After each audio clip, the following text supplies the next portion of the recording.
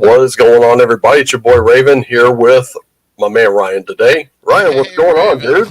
What is going on? It's been like a whirlwind week for me, so I'm just catching my breath. Like the 9 to 5, the family, Memorial Day. Oh, wow. Yeah, tell me I got about it. nothing. So I'm just chilling out happy this Saturday morning. Get a little break, right? Oh, yeah, definitely. And not only that, just chilling, hanging out with our friends. I think that's one of the best things about doing this is just, Yeah. We're never being going to able to get do it. rich on this, right? We do it because we Oh, love no. the hobby. So no, I'm serious. You know the ones, those ones. Yeah. I get not less than 10 emails or DMs a week saying, "Oh, you're just trying to grift the hobby to get rich." No, I'm not. Come on, guys. I just like hanging out with like-minded people and playing fucking games. Oh, we're too early in the stream. I don't want to get it blasted. We're not monetized, so I don't give a fuck. How's your week been, Rave? You know what? It's been a wild one, and in the last 2 weeks alone, oh wow, there's been a lot going on in the last 2 weeks. I mean, just this week, we lost Ray Stevenson and Tina Turner. I know, right? We lost Ray Stevenson way too young. Ray Stevenson's the one that gets me. Tina, she was 83. You know, she had a good life. She did. ditched her U.S. citizenship. I mean, I respect the things that she's done, but you know, if I make it to 83, I'm not going to make it to 63. So. I'll be I honest. Do my 13-mile run like you. her choice to relocate and become a Swiss citizen. I think hey, it is what it is. She made great music. She had a great life. She had great legs, man. Holy smokes! She was beautiful. Yeah, absolutely gorgeous. Yeah. And I grew up on her music. I know people who are older than me that grew up on her music. I grew up on her music in the 80s. I still got to watch Mad Max Beyond Thunderdome in her honor. Right. And last night, I'm not joking when I say this. Last night, when I went for my walk, there was one of her songs, the best. It's my favorite. I listened to that song on repeat for the entire walk. And that's, you imagine listening to this. I know people can't stand the same song more than 2 or 3 times in a row. I'm into it. It kept me going. And you're talking 12 and a half, almost 13 miles worth of walking. That's about 3.5 hours worth of walking. So, yeah, I just kept it going. It's, like I said, it's one of my favorites. And I found this, and I got to look him up again because this was awesome, and I want to share this. There we go. Yeah, this guy right here. Because this was a post that when I saw it, I retweeted it like twice just because I was like, yes, this right here. And I think people ought to see it. And if you haven't been following me on Twitter, then you're missing this. And it's excellent. So I'm going to share it like right now. Here we go. Share that. And we'll just blow it up full screen here and just let him rip.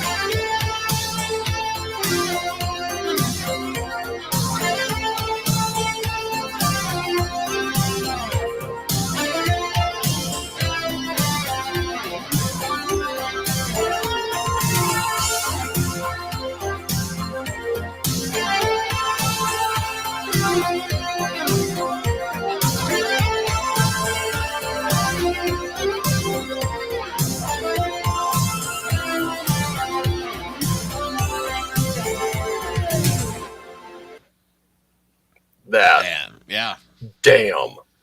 I've got to get that dude on the show at some point because ever since I found him on Twitter, he's like his music's amazing.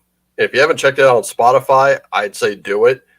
On his Bandcamp page, he does have CDs, I think vinyl, and he has cassettes for sale as well as MP3s.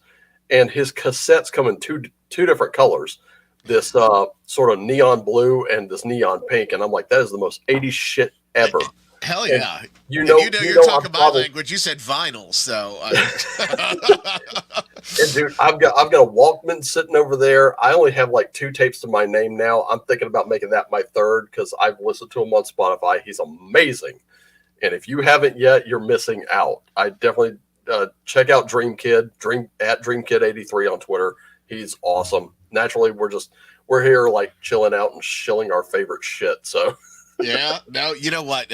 When it's not as I guess gloomy to think about that song because with Tina just passing, we've got to get him to sign off on us doing like an OSR montage with that. That would be awesome. what? We could produce the whole thing, right? Oh yeah, like just a Holy shit. take from games of like Basic Fantasy, Osric. Hell, I'll even throw Lamentations in there because Yeah. let's use the Wretched Verse, Old School Essential, Swords and Wizardry, whatever. And focus on like the real core OSR, not like there's a lot of these tag-alongs lately, and they're just so under my skin over the last couple of weeks, man.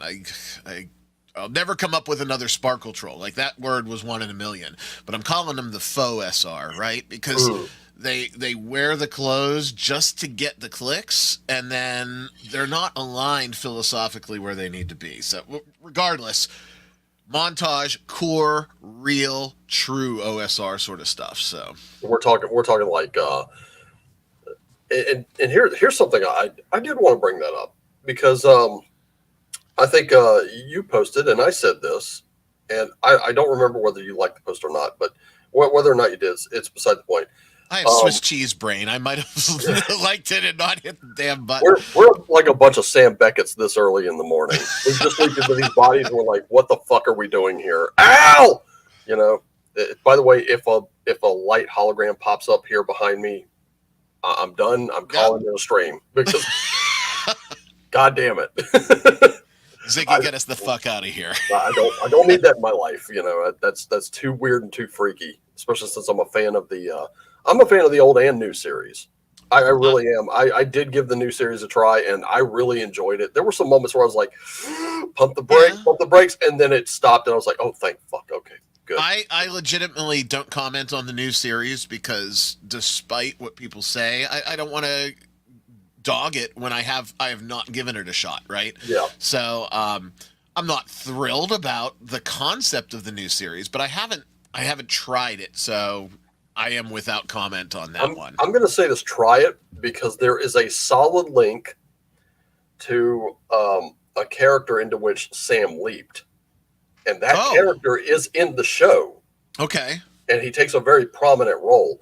And when they do, like, I kind of saw it only like a few minutes before they did the big reveal. I was like, no, it can't be. Is that who I think it is? And suddenly, bam, they revealed it. And I went, oh. Well, at least they paid the respect and called it back, right? And put it in, right? Called it back in my opinion, one of the biggest ways they could. So I was like, now I gotta watch this show, Raven. God damn. You totally do. It is really good. I think there are some minor issues I have with it, but there's nothing that's a deal breaker there. Now I'm gonna say this. I kind of agree with you, Matt. They did crap on Bacula big time. I really wish they hadn't. But to be fair, the show itself is good. I just wish they had continued with Bacula. Hopefully, things will change. I'm always, it just kind of depends with me on how bad the offense is. If the offense is bad enough, sometimes I'm like, well, I can shut the door on you and you're out. Good luck. But you get no more. And then there are others where I'm like, oh, there's a way you can turn back. And if you do it, fine. If not, then count me out. Now, am I confusing Bacula with someone else with one of the other gajillion reboots that we have? But didn't Bacula say after that whole thing that he's done, he's not looking back, and even if they called him, it's a done deal. He's not interested. Or am I confusing that with one of the other actors that got shafted on their reboot?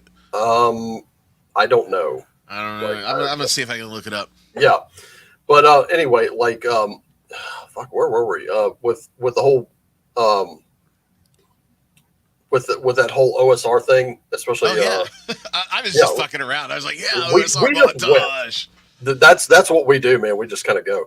I have no idea where my co-host is today. But anyway, but yeah, like, I do want to bring this up because let me look into this just real quick, because I don't know if I was dreaming this or if I'd actually. Oh my god, I did. Okay, so bring this up and then we'll kind of look. Do present screens, please. And speaking and it wasn't crazy. Bacula said that they did finally approach him, and he said no. Okay, so he said no. But after the whole thing, it was like the backhanded. Well, here you go. Here's our scraps, right? Oh yeah, that's never good. But yes, yes. Now I'm going to preface all of my laughter and light jabs. Kelsey has done everything 100% the right way. Mm-hmm. Hats off and respect to her. I just still don't get it. So that's why I'm giggling. Okay. I think she has done this with the absolute grace that it needed, because it was such a delicate situation for her. It was. But and I still chuckle, right? Okay. Do I consider this OSR? No. However, finally getting to go through this past the quick start. Right. I'm going to say this. And this is the question I have been asking, and I've been begging for Wizards to just answer it just once. Send the fucking Pinkerton to my door to answer it. I don't give a shit. But answer this fucking question. Why was it Kelsey Dion's responsibility to keep the promise that you made before 5th edition when you said we want to unite old and new players together? And then you quickly abandoned it. That's what I want to know. That's an easy answer. I could speak. I'll put my Kyle hat on. Go right on. Because it was marketing bullshit, so that we bought 5th edition not knowing on launch what it would become. And you got to remember, our sort of corner of the hobby has really shifted, because we allowed, through just the way we were brought up, we don't see color, we don't see race, we don't nitpick these differences. If you want to be doing these things, back then our approach was, what the fuck, go do it at your table. And that was our mistake, right? I own it now. That was my mistake. I was guilty of it too. But back then we didn't know all of that was on the horizon. So Wizards was still like, well, there's still a contingent here that was looking for something beyond 4th edition, because we know what 4th edition was. And it wasn't a total steaming pile of dog shit. It was a lukewarm one. There were a couple of good kernels in the turd for 4th edition, but they knew that we would buy the books. They're on a shelf right over my shoulder. I own them, at least the ones that were from 2014. Same, yeah. And then after that, then we had this infiltration, and then COVID magnified it beyond belief. And now we've got, Sparkle Trolls with titles at the corporate level. So that's why Wizards isn't going to address it. They don't have to address it. No. The reason it was said was already paid off. We bought 5th edition on launch. Period. Mm-hmm. That's it. Yep. And now they want to push this thing even further into like a 6th edition or 5.5 or whatever you want to call it. D&D. No, that's dead now. 5.5. No, it's still 5th edition, but it's like 5th edition revised, but we're not saying revive. Go fuck yourself. Go fuck yourselves. Of course it is. Come on. We know. But even here, Here's the point I made. I made it with you, and I'm pretty sure. I'm pretty sure that everyone who follows me has seen it. I said this particular game right here. It's good. I'm gonna say I think it's good. This one, what it does, and like I said, I'm just starting to get into this version past the quick start. Right. Was I impressed with the quick start? No, but No, I I was was lukewarm on the intrigued. quick start. I was intrigued. I'm not gonna lie. When I saw it, I was like, okay, well, we might have something here. And as Kelsey has like three things going for her, and I'm going to give them all to her. Number one, Wizards dropped that ball and dropped it hard and dropped it multiple times. Number two, Kelsey has great networking, and here's my co-host finally. Sweet, I'm gonna go ahead and add him in here. But number two, she had great networking. I'm going to say this. I caught before I even knew about Shadow Dark coming. I knew, like, I'm familiar with her videos. I've seen her videos on minimalist DMing. She had a lot of great points, a lot of great things. And not, did I necessarily agree with all of them? No. But I was like, what could I take from this and put it into my messenger bag? Because I will walk several blocks to where I will host a game. As a matter of fact, I have a game of Hero Quest there tomorrow if all goes well. But I found some of her suggestions extremely helpful, and I took them and ran with them. They were great ideas. And then this came up, and I found out that this is what she's doing, and I was like, okay, now that was the first point. I was intrigued there. Saw the quick start. I was intrigued there. Saw the basic expert and his take on it during a live stream. Points taken, of course. Wasn't for them, maybe it's for someone else. And, the point I think they made was, well, I already have like white box and this and that. And I'm like, okay, that's a good point. But here's the third thing I wanted to mention. She had great timing. She absolutely played it well, and she was walking a tightrope. My hat's off to her for it because she did it well, and this is the result. She and I think a few others, and I'll show you just kind of who I think are the ones doing it. So we have Shadow Dark. This is the premium edition here. So the basilisk skin cover, which no basilisks were harmed. Everybody can calm down. Sorry, PETA. Here we go.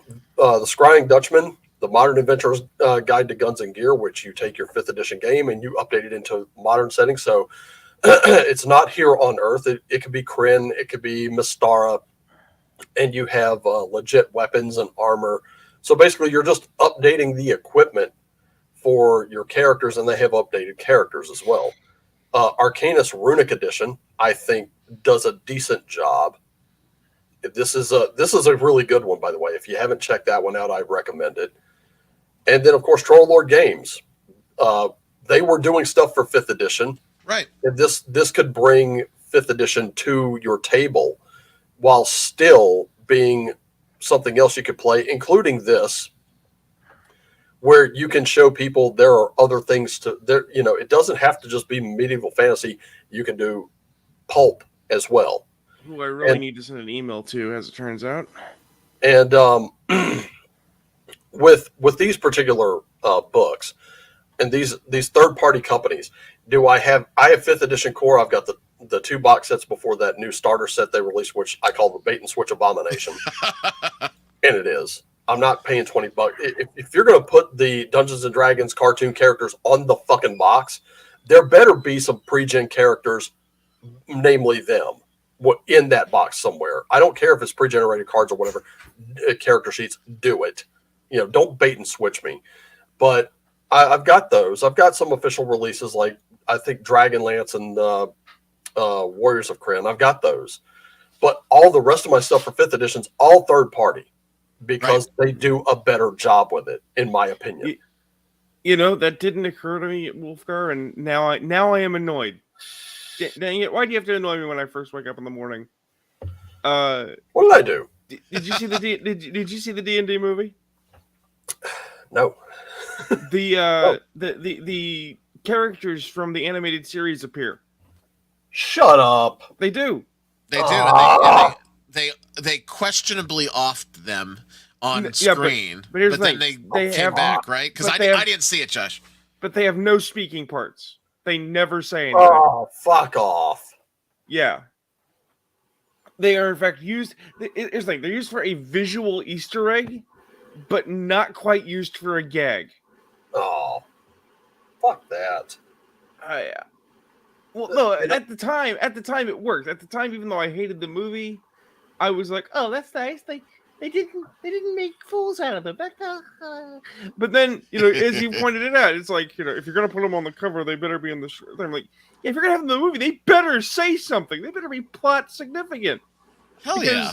Because those characters mean something to some people. Yeah. Think of the gold mine they could have if they just take the cartoon, skin it, put stat blocks in for the goddamn monsters that appeared in the cartoon, and said, "Hey, this is the D&D cartoon universe." Right? You got a stat block for Venger. You got a stat block for for Dungeon Master, right? He's a practical deity. I mean, that's the god of the cartoon universe. Hey, and then all of the monsters that they did, you could have a setting where. Boom. Sorry, go ahead, Josh. No, that's fine. But like, here's an insane example. So that somewhere, at some point, some guy in the background was like, we should set up a D&D cinematic universe, because that's what they want to do. That's what everyone thinks, right? And on that movie, I would have been like, nah, not on that platform. You done screwed up.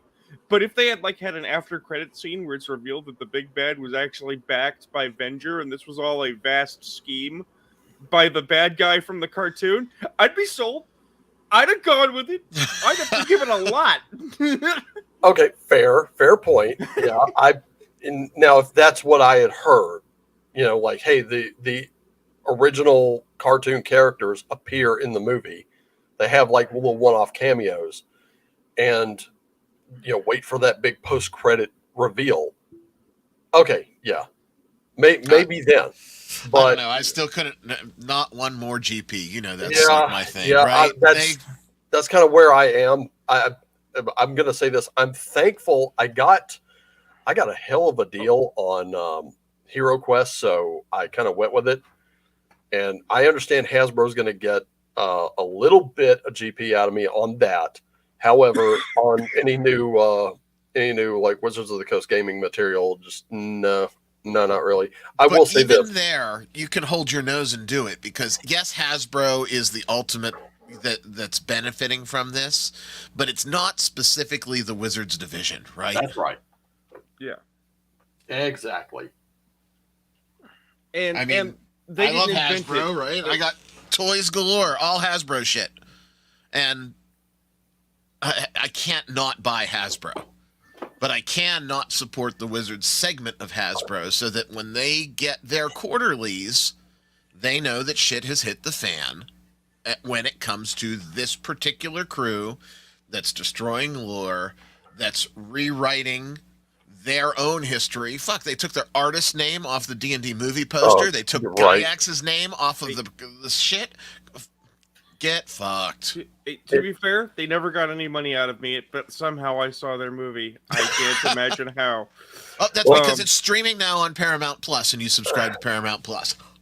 Hey, I can safely say I didn't even sail the seven seas. Actually, on the other podcast that I'm on, one of our co-hosts, he found a way. So I was just present to mysterious. Just along for the ride. Just along for the ride. That's all. But I'm going to say this. I think especially since I came up in I'm going to say the 90s playing D&D, especially with second edition, I think Wizards of the Coast is missing a huge opportunity here. And this is just, if I'm in charge of Hasbro, this is what I'm doing. I'm going to be like, I'm going down to Wizards of the Coast. I'm calling a meeting and I'm going to tell them, okay, look, I appreciate how much work and effort y'all put into the D&D Beyond thing. However, you are pissing people off, and that's not going to stand. I could go on a rant about that, but I'm not going to. But I'm going to say from here on out, and also you're pissing people off with these box sets. I really think that's a downside. The quality of our books is getting lower, and you're wanting to command more price hike. I don't think that's going to work either. Either these books get to be a lot more durable, or and the content better, or there's no price hike. I'll put the I'll put the fucking brakes on that myself. Here's an opportunity, a bit of marketing I think would actually work. We take the D&D basic rules that are available for free on the website. We go ahead and we print them and we pack them into every box of Hero Quest. That way, these kids may be inspired to use Hero Quest as a gateway into D&D. That was definitely my gateway. Now, granted, we had to use GURPS to start making our own shit, and it got super granular super quick. But once we got First Quest, we found that the hero minis were the exact same molds. So we already had an air of familiarity and comfort with it, and we were able to just kind of transition over. And then we were able to use some of the minis that I had from Hero Quest that didn't get broken. So I think, especially with the higher quality that this new Hero Quest from Avalon Hill Games, subsidiary of Hasbro, of course, is, I think, kind of throwing that in there. They're giving it away free anyway. Throw that in there, and now you've got something going. Well, especially Wolfgar, if you can mechanically kind of, work the two together. well, Wolfgar, if they were halfway smart, okay, If because I know something about this Hero Quest. The original Hero Quest was actually made by Games Workshop, true, right? And they had to remove the Femir from the new Hero Quest because the Femir are actually owned by Warhammer. Okay, and it's like, okay, that's sad, but they replaced it with like Cthulhu fish people, which is kind of neat. yeah, I Right. saw the Dagon Right. the deep ones there, and I was like, oh, what? What you do if you're halfway smart is you make Hero Quest Advanced, because there was an Advanced Hero Quest that didn't do very well. I You did call not it- know that. You call it Hero Quest Advanced Second Edition, right? And you make it a D&D box set, right? Ooh, yeah, So that you played Hero Quest, it was basic, you had a lot of fun. You buy Hero Quest Advanced, and boom, you're just playing D&D. Here's how to take all of your Hero Quest stuff, convert it up to D&D, play D&D. We sell it as a box. You get more minis, you have more fun, and most importantly, you are now appealing to two fan bases. You're bringing your chocolate and your peanut butter together because it's the same kid. So the 7-year-old that played Hero Quest is now the 15-year-old playing D&D, which is someone that's going to play D&D for the next 30 years. there you go. And on top of that, you can actually put like licensed miniatures into Right. that as even release it as an expansion, because Avalon Hill brought the expansions back. Thank goodness, because I've always wondered what Keller's Keep was like, and stuff like that. And I just never got the chance to check it out. Now I get to, and I'm like, yes. Well- So I can't. And I've seen good and bad on the companion app. I haven't looked into that yet myself. So, Well, I mean, someone on Twitter told me they were using it for solo gaming, and I was like, now you're talking my language. I mean, let's be crazy pants here in this hypothetical realm where WotC and Hasbro make intelligent decisions, right? If you're making a Hero Quest Advanced, you've just presented all the rules to turn those expansions into narrative campaigns, and you don't have to stop there. You can start producing new and continuing Hero Quest adventures that are actually box sets that come with pre-made minis, rules, and adventure content. So you get actually increase the price point for buying a module, something that usually does very poorly, because your module comes with minis and terrain, the collector's edition start stuff that people who like minis will buy because they want the minis even if they don't use the adventure. Yeah, that's something I would back. But let's get back to these newer games that are kind of claiming OSR for the moment. I think Shadow Dark is a great gateway.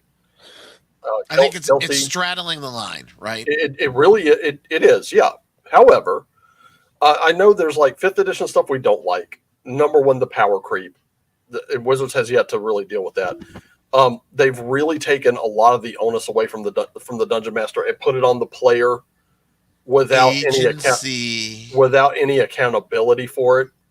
I think that's a problem. I think the DMG is a mess. I think their new DMG is probably going to be a bigger mess. I really do like the older DMGs better in first and second edition. I think they work a little better. I think they're better organized. And here's my thing.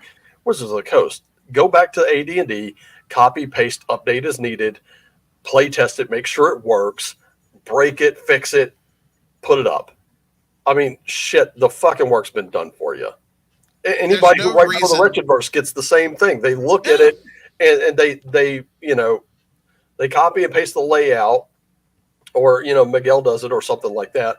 But they have a uniformity in that way where you're getting different material, and even with the updates to the rules, you're getting that as well, but you're getting more for far less money. So I really look at a lot of this stuff that claims OSR these days. And when I talk about OSR, I'm talking about Swords and Wizardry, Old School Essentials, Basic Fantasy, Osric, all those clones that came out. That's my core right there. Even White Box Fantastic Medieval Adventure Game is a really good one. I look at those. That's my reference. And for Golden Glory, I keep forgetting to mention that, but there it is. It's right there. Well, since apparently I woke up for the WotC Ball Kick Power Hour, the thing is that they even know this. Yeah. They know this, but they also don't remember how they know it, because people want to be mad about, oh no, they made characters that were never seen as art kind of brown. I don't care. Curse of Strahd is amazing. Curse of Strahd is a generalized update for Into Castle Ravenloft. It allows you to adventure all across Barovia. It's an excellent piece of material, even though it's 5th ed, right? But within the same game line, the very next book is Van Richten's Guide, and it's back-asswards retarded. Right. Right? They followed up by, what was after that? Strixhaven, right? No. Spelljammer. Tasha's and Spelljammer. Tasha's, then the Spelljammer abortion, right? Because Strixhaven came in between. It very much seems like they did Ravenloft, and then they were like, okay, cool, we're going to put out something else. And then they put out Strixhaven, and people were like, no. And they were like, okay, we'll go back to Ravenloft. You guys liked Ravenloft, right? And that's the thing, you can smell the desperation, the sort of view chasing, or the wallet chasing effort. And I can't even blame them. They're a business. You want the wallet dollar reduce. That's okay, right? But our money's easy to get. Just do the product well. And now they've got the Planescape box set is a coming. And it's going to be an atrocity compared to what was, based on what they've done to Spelljammer and Dragonlance, and now it's going to be an atrocity. And on the eve of this release, what are they telling us? Oh, by the way, we're going to increase all the prices for all of our shit. It's like, yeah, that's how you get money, is tell me you're going to gouge me first. Good job. Yeah, it's like, what have they released, in my opinion, that was worth the money? Core rulebooks from 2014. That's about it. That's all I'm interested in. See, I was Dragonlance itself was a disappointment. I don't hate it, but I'm not going to recommend it. Well, see, I still, for fuck's sake, I offered my services as as editor for their copy, and I'm like, I'll work for copies of the old school stuff. I come super cheap, and I've never heard a response. I have a standing offer. I'm going to lift an offer we make to Marvel every week at my other podcast. WotC, if you're watching this, if your corporate spies are gathering intel on the opposition here, $12.43. You can sell us D&D. We'll work with T-shirt and Basic Historian. We'll make something good. Just sell us the property. You clearly don't care about it. But I was saying Curse of Strahd is quite good. But the thing is that I think Curse of Strahd is like a window of what could have been, right? Because if we use our headcanon for a moment, can you imagine if they had done a series of adventure modules that each one was a different dread domain, and then use that as a platform for a succession of books so that you could actually cross-pollinate? Because I have a friend in Germany, he's a geologist, and he is very upset that he does not have an Aslan Rex 5th ed accessory. He wants his Darkon, and he can't have it because they done screwed up. Yeah. Well, as I understand it, somebody else holds the trademarks or the copyright, one of those two. I think the trademarks to Ravenloft and the characters. So they had to kind of go, hat in hand to them and be like, we really need your permission to work on this. And whoever it was like, okay, but we're going to do it my way. And that's why it came out the way it did. With Dragonlance, there was no such thing. And that's why it was such a letdown. And honestly, the books by Weiss and Hickman, the newer ones, are better than what you're getting in there. And even still, the Dragonlance companion by Splinterverse was so much better. I mean, they had access to all of these people when they were producing it. That's what drives me crazy. Yeah. And Weiss has gone on record and saying they did not contact us, period.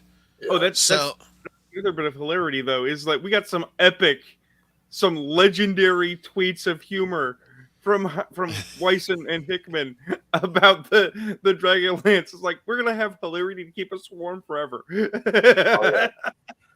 And even with these newer games that kind of want, I'm gonna say this, I will 5 Torches Deep. That was one that kind of makes that claim of straddling the line. But let me put it this way: if you're going to lecture me in your book about colonialism, you lose. You lose. Sorry, that's not a thing. I'd rather back this. I'm sure Professor Dungeon Master spoke highly of 5 Torches Deep, and I'm like, okay, that's cool. I get what he's saying, and mechanically it could work. And I've had this discussion on Twitter recently too. They're like, these books, you could take them and make them whatever you want. I'm like, yeah, that's true. But when you're constantly lecturing me about something that does not matter to me, I get to make the decision over whether or not I want that book. Or if you're making judgments about me as a human being, why would I give you my dollars? Right? Yeah, and again, I say Shadow Dark, not my cup of tea. From what I saw, didn't set my world on fire. It's a great collection of stuff that has happened, in my opinion, and it's well produced. And again, Kelsey handled everything with grace. I think that she was in a hard predicament from launch to this moment that we're in right now, knowing that she kind of no one likes to walk on eggshells, and she's getting it from all angles. And the one thing that I will never fault is how she handled that situation. So maybe the game's not for me, but man, I'm gonna watch everything she does moving forward. Yeah, because she if Kelsey gets wind of this, and I hope she does, and I hope she's gotten wind of everything I've had to say on the subject so far, but we now know what you're capable of, and we applaud that. And we, whether or not a certain game may be for us, I can tell you right now, there are certain authors out there, they've produced a really great game, and then they've produced games that I'm not connecting with for whatever reason. Maybe that's just not my thing, I don't know.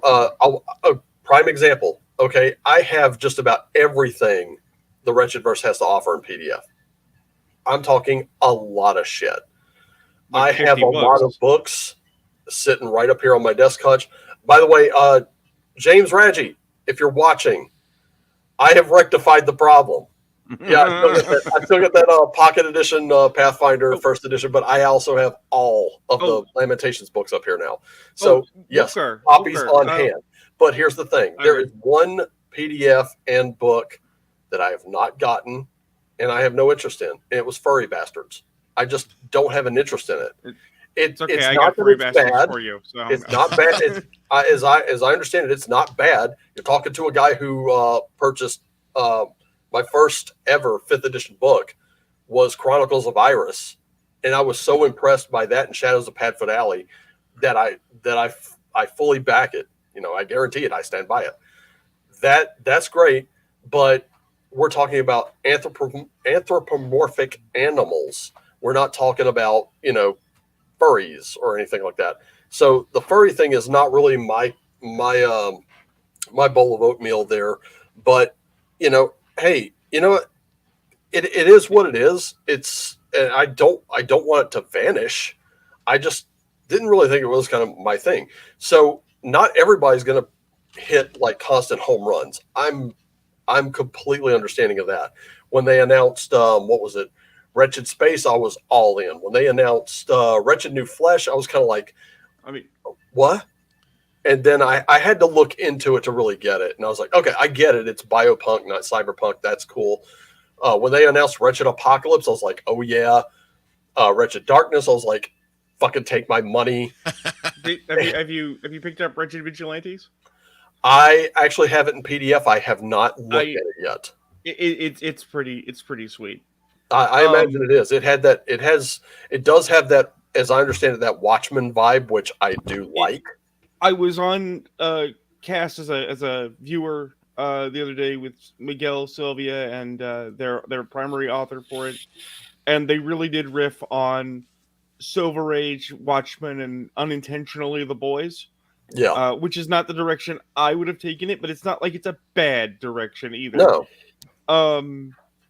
But real quick, interesting side note.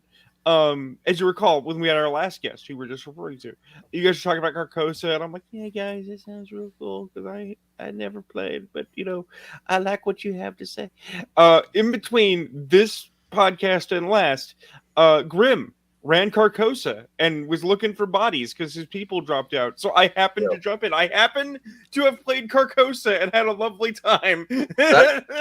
See, if I were available that day, I would have jumped in. I was so bummed too because I've wanted to play Carcosa for a while, and I know that he was looking for folks to hop in, and just those Sunday live plays, and that's like my guys, right? But the time is just horrendous for my schedule. So yeah, and this was the second book that I bought.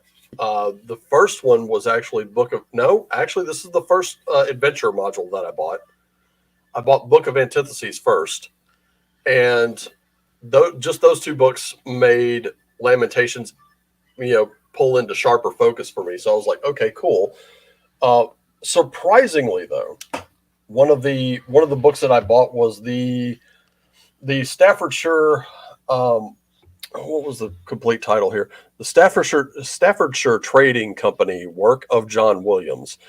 That's a book I'm going to give my full recommendations on because, looking through it when I got the PDF, it was just maps, but I was like, that's great because now I've got a book full of maps. I could drop into an Osric game. I could drop them into a basic fantasy game. I could drop it into a Lamentations game, Old School Essentials. It does not matter. Well, these maps are so agnostic that it has the. Well, let me just pull it down because it does have that. It does kind of have that old book feel to it. Let me tell you what I love about that book in particular. Not only is it maps, but it's architecture and building styles too. That too, yeah. So it's absolutely sound. I do recommend. On top of that, you can't see it, but I'm like rubbing my nipples right now. You know what? Let me do this. Let me just go solo for a second here. Ribbon bookmarks. I mean, it's beautiful. It really is, and I'm so glad I picked this one up because, again, just kind of opening to something random. Yeah. Total architecture. And I have this in PDF, but I had to bring up the book itself because it was absolutely beautiful. Towers 2, of course, is a great book. I recommend it, especially if you're a fan of Guar or Dave Brockie himself, because he is the one who did the he's the one who did the artwork and the writing for it when he died. And Joe Bittman of Book of Antitheses took it over. And I think he did really well with it. And I still recommend it. And I think Joe really showed that he was an absolute fan of Brockie and Guar. So on a subject you were talking about a few minutes ago. Yeah. Hi, I have a day job. I am a game designer now, and I don't mean a tabletop RPG game designer, which is everybody's fun side hobby, and we hope a hustle. No, I'm working on a video game. I'm getting paid by a company. Woo! Right? Hmm. Now a lot of stuff is in early development, so I don't feel particularly restrained in mentioning certain things. One of the ideas we're kicking around is basically Fantasy Australia. Because in conversation, I was like, you know what doesn't get talked a lot about? Australia. Southeast Asia. Lots of interesting things that don't get used. Back in the day, it used to be you could measure a role-playing game by its third release, not its second, not its first, because the first was always Fantasy Europe, slightly Tolkien. The second was always Oriental Adventures, right? Even if it had a different name, it was always the Asia expansion. That was always Imperial China, Imperial Japan, right? Or Warring States Japan. But you always knew the third game was going to be the personality of the company. It was going to be what they really wanted to do, right? So, okay, well, what are we working on? Why does this matter? Because we're dealing with Fantasy Australia, we have Fantasy Colonials, the colonial government, Great Britain, in fantasy, and they're douchebags. But you know what? We don't feel the need to hammer it at people. Evocative things stand on their own. Yep. Right? If you say slavery a bad, guys, right? And yet you have a setting where everyone's doing it and no one wants to be a slave. And the worst is being colonial debt slave or colonial penal colonist. And we all agree that that's bad. I don't have to go on a great expansive write-up about how colonialism a bad, guys. It's readily apparent that it's bad. It's readily apparent you don't want that smoke. And the reason I bring that up is because here you have a book of just maps and architecture and really almost ancillary material, right? Yeah. But through those visuals and through that small amount of information, there's so much about the world that you are told. There's so much investment. The disrespect of our furry overlords is immense. Just immediately evocative. You are pulled immediately into whatever that game world wants you to know, and they don't have to do more than that. They don't have to have pages upon pages about who built the house and how they're douchebags and how you're a douchebag if you think the house is nice, because the house is just nice. And if they call it the murder house, it's like, oh yeah, a murder happened there. I know it already. And it's your job good. as the DM to fill in those blanks, right? All you need is a palette. There's just so many. Like I went away, but didn't really go away because I'm going to do something that since we're pumping books here, and I never, I get this wrapped up. If it's 5th edition, you won't touch it, you won't look at it, you won't. And that's bullshit. I'm going to give you my 2 5e picks right here. Chronicle of Iris. That one, totally. Okay, Greg Lambert's spectacular setting. We've run it for about a year. It was our Tuesday night delight. So we did Chronicle of Iris. With emphasis on the delight. This one is one that doesn't get enough love, but I don't know if you remember from the old 3rd edition days, the Iron Kingdom's setting. I don't. No, I missed a lot of 3rd edition. They did a 5th edition reboot of it, which is like a couple hundred years later. Neat. It is spectacular. It is the perfect fusion of magic and steampunk in a setting. Can you still play Gator People? Yes. Okay. Because all of the original 3rd edition stuff still goes with it. And I missed the Kickstarter and was so angry. And it pays to take care of your folks at the used bookstore. I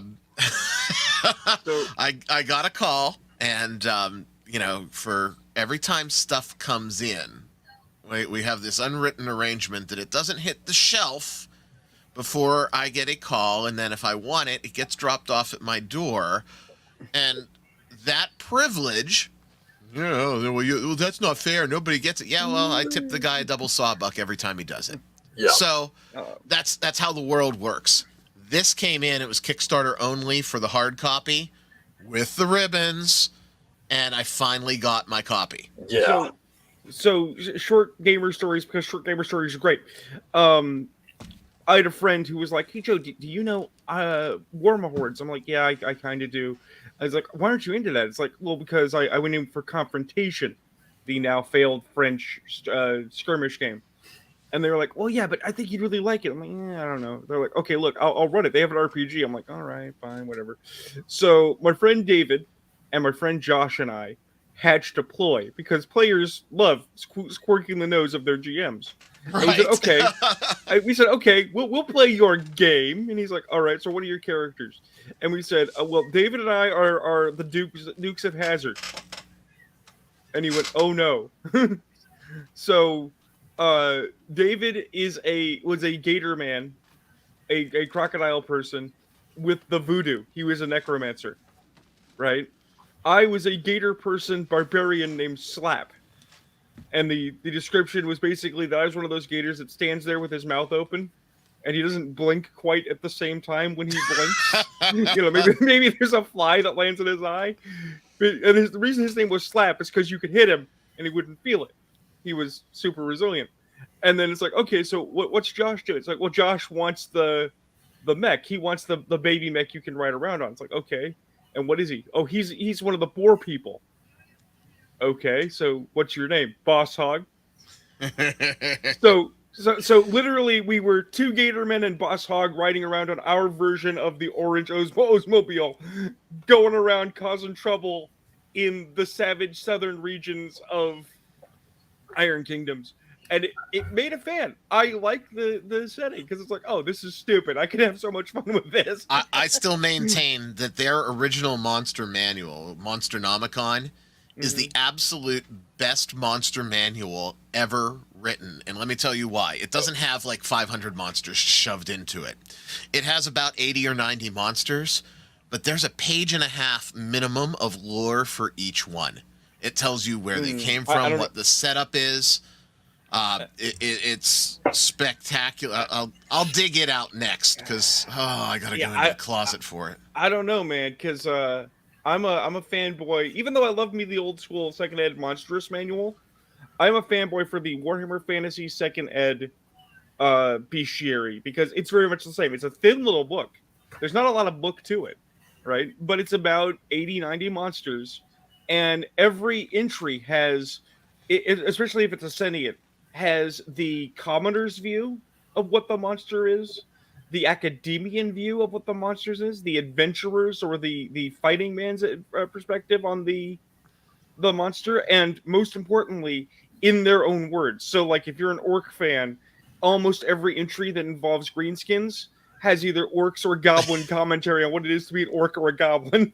And that's a throwback to Steve Jackson, how he used to write the sorcery stuff too. So, I'll find the Monsternomicon because I have it. It's got cobwebs, but I have it. But since we're just sort of throwing shit at the wall right now, and we were talking about the book of maps that Raven loved, these two are a must-have for any DM. They're cheap, they're easy, and all they are charts. Charts upon charts upon charts so that you can fill in the gaps and build your world without being insane, being tethered to an app.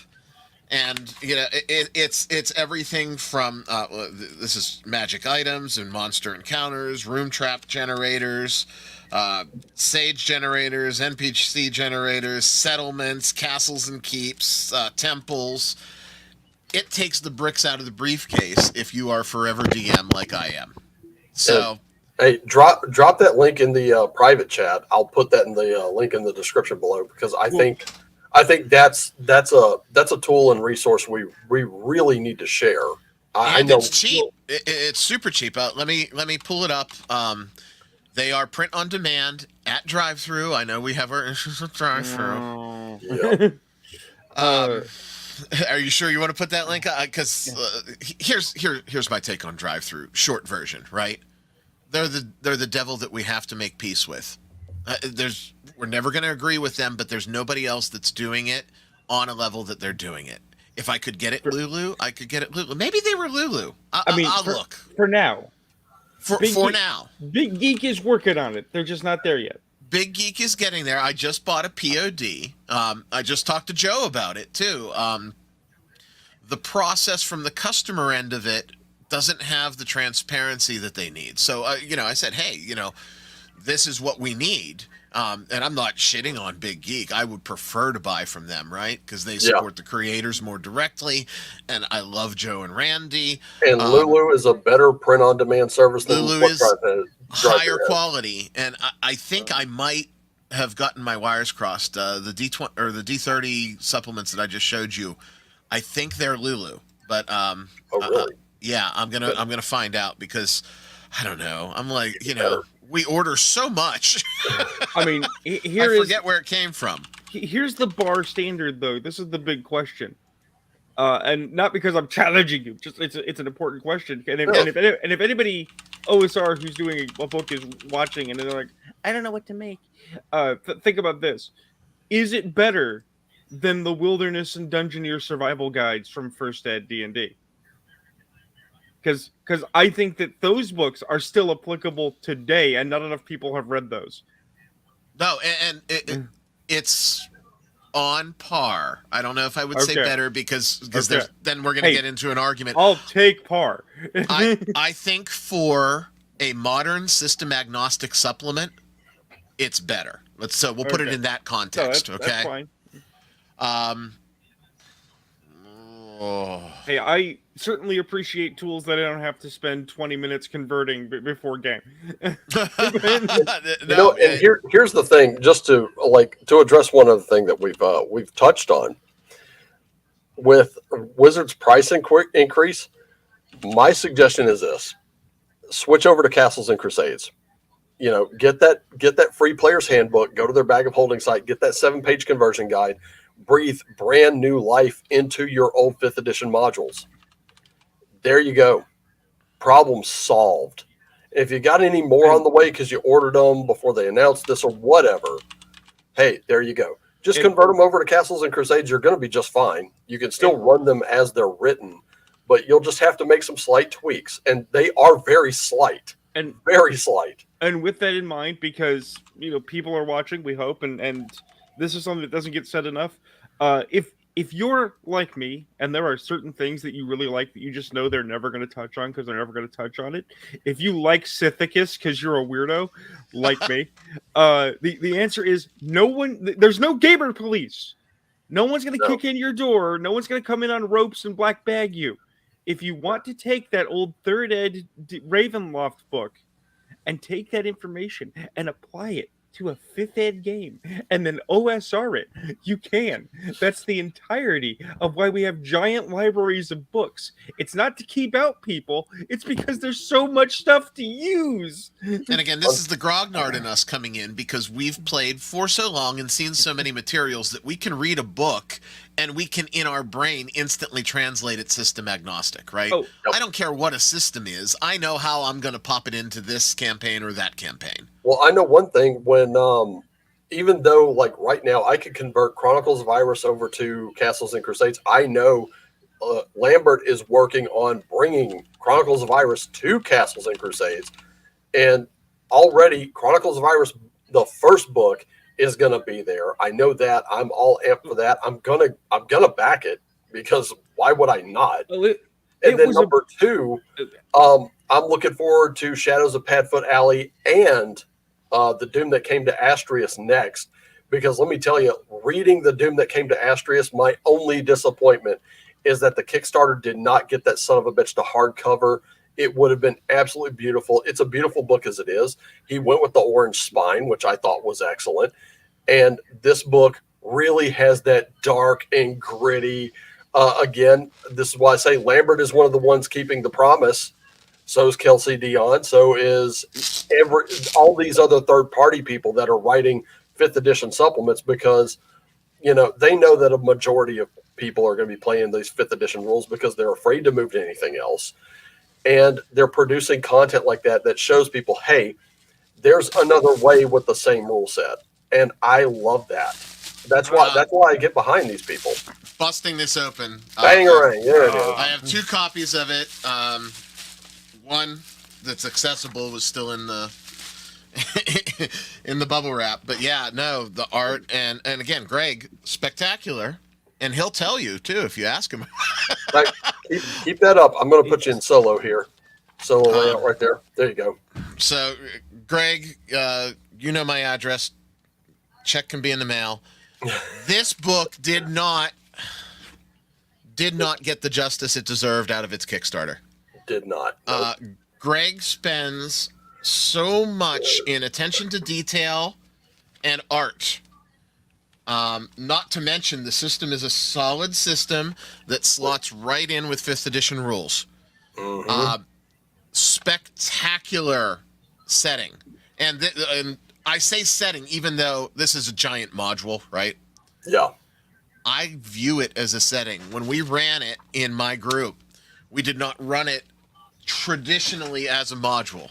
We ran the bits and pieces that we wanted and popped it into our Iris world.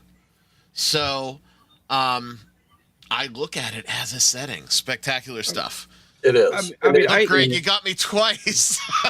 I had a weird realization the other day. It's stupid because everybody calls themselves grogs. We're all grogs here, right? But have you ever had the actual realization where you go, "Oh God, I know why it's called grognard"? Yeah. I had that moment. And it's literally sad because I was like, I can't grab the youngins and go, "Who do you think you are?" Telling playing a game. Not just that, but literally, we used to call them campaigns because they were campaigns, and you were a campaigner, right? You can't grab somebody and say, "Do you see these scars? These are the scars I got on campaign." You know how I got these scars. Then they chime in, well, our last game went a whole 6 sessions. Yeah. Right. Oh gosh, 6 sessions. Oh my goodness. Oh no, six whole sessions. Six whole sessions. 6. Oh no, 6. Nikki, 6. No, come on. 6 sessions, come on. Did that in my sleep back in the day. Sorry, kid. What about you, old man? I did 20 levels over 3 years. I lost friends and companions I will never know again. Blood has etched itself into my history. We killed a god. I rejected godhood when it was offered, mortal. Oh, did you get the bad guy? It's like, no, we didn't get the big bad. He got away. But one day we will come for him and there will be nothing to stop us. Yeah, the stories I've heard even from 5th edition from really good groups. I think there was one where the barbarian had latched onto a dragon they were hunting. Unfortunately, the dragon shoots up out of his lair with the barbarian in tow. The barbarian's severely wounded. He's he doesn't have much time left, so he does the whole blood rage thing to try to take this dragon down. And he lets his people know on the ground, hey, I'm not going to make it, so whatever's in my pack, go ahead and grab it. He ends up taking the dragon down, taking himself with it. And of course, there's a funeral in his honor. It's a very lovely story. I think, if I'm not mistaken, I got it on Crit Crab. And then there was another one where a halfling paladin took out a dragon from the inside.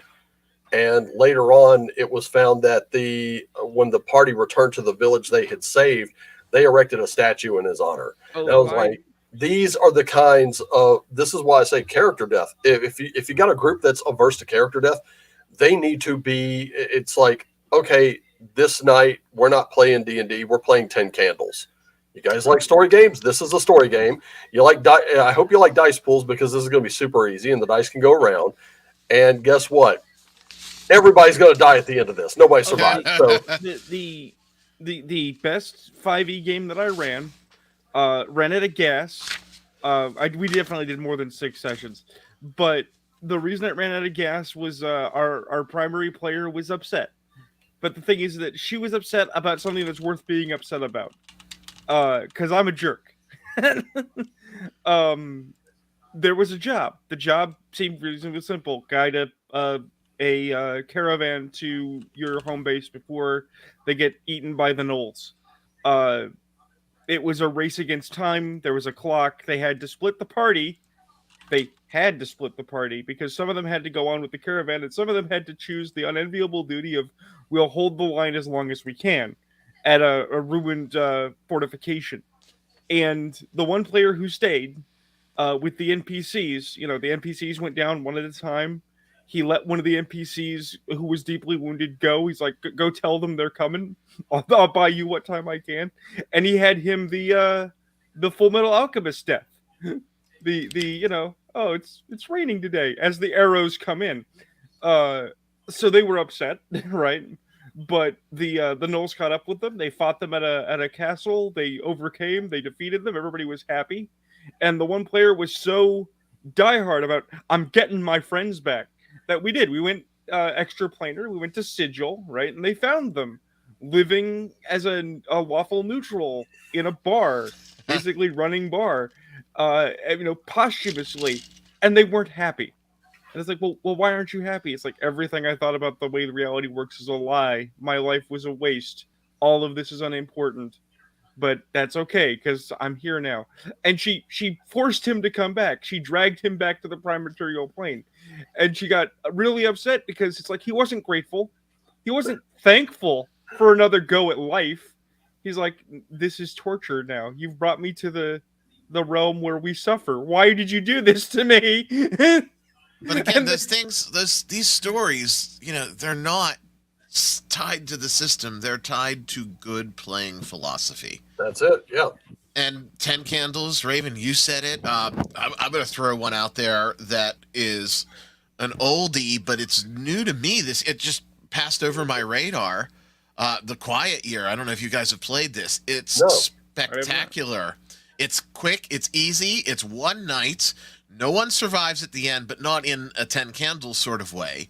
It is a hybrid role-playing / map-making / city-building game. You literally start with a blank piece of paper and a deck of cards.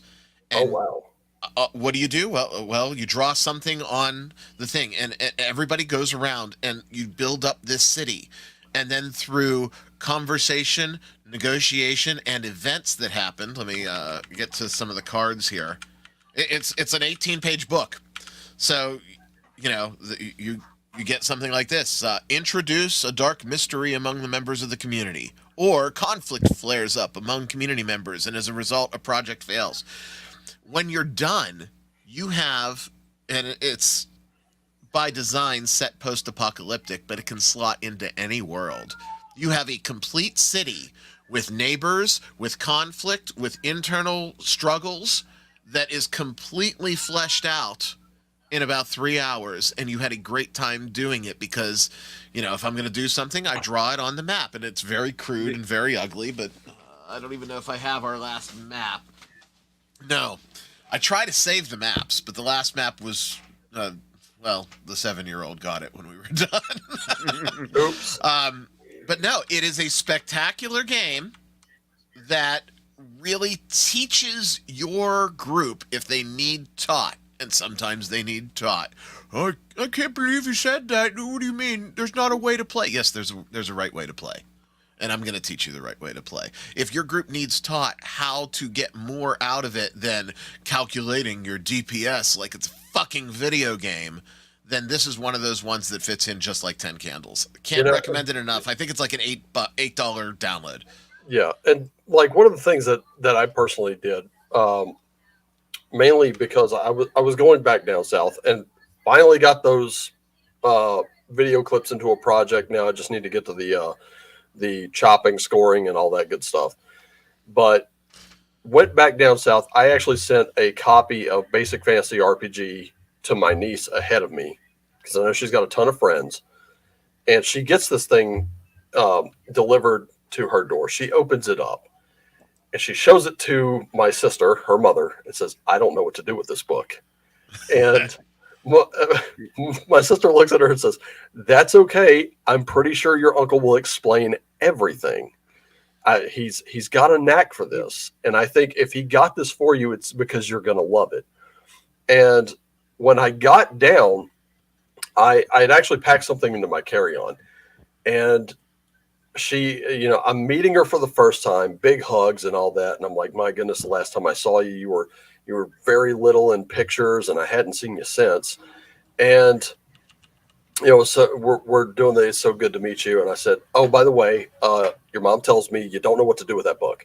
I was like, "Well," I was like, "Okay, let me explain this." I was like, "You like Stranger Things, right?" She goes, "Yes, I love it." I was like, "Okay, how would you like to play D&D like they played D&D?" And she was like, "Oh, real? Is that what that is?" I was like, "It is just like that." So I was like, when the first season airs, and those kids are playing D&D in the basement, I was like, those are the rules that they're using. I was like, it doesn't have the name attached to it, but those are the rules they're using. It's slightly updated, but it's a lot simpler. I could teach you and your friends this in minutes. Now, unfortunately, she came down with an ear infection, so that meant no D&D. So I was like, damn it. But I was like, but you can't play it just yet. And she kind of gave me this look like, wait, what? And I was like, yeah, you can't play it. And I reached into my bag and I pulled it out. I was like, without these. And I had like a 20 or 30 dram pill vial full of dice for her. And I found out her favorite color was green. So I picked out a whole bunch of green dice out of my hoard. And I stuck a flash drive in there too. And I said, and on that flash drive are tons of other books. I was like, if you read through basic fantasy and you find out that's not your thing and you want to play Osric or something like that, I was like, let me know. Those dice will go with all those games that I put on that flash drive for you. You can ask me anything you want. A little bit later on, I took that red bag that I had and I emptied it. I filled it with like pencils, erasers, pens, and I found this really pretty journal, stuffed it all in there, and a calculator, stuffed it all into that bag. I brought it to her and I was like, this is your adventure kit right here. And in the book itself, I wrote down all my contact info. I was like, whatever you need at any time, contact me. I said, I can set this up online. We don't have to play right away. Get you and your friends. We'll set up a room. I'll run these games for you, no problem. So the thing of it is, even if most of her friends have already played 5th edition, at least with Shadow Dark, at least with what Troll Lord Games had produced, at least with some of the other stuff, Chronicles of Iris, Arcanus, whatever, even Crown of the Oathbreaker, which is a really good one, but it's a massive book.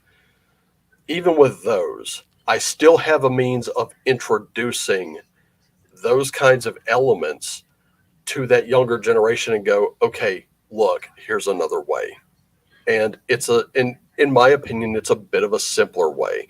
And from this, we can just have little adventures until it emerges into something much bigger. It doesn't have to be big right off the bat. It doesn't have to be bigger than you right then and there. You're not being asked to walk the ring into Mordor. You're just asked to solve these little problems, which could they be connected? Sure. And you just never know how. That was for me, that was like when I was growing up playing this. The dungeon crawl was the first thing. Then there was overland travel to have to deal with Kingdom of Karamikos. There was stuff like in First Quest. I mean, for fuck's sake, they have a haunted house in there.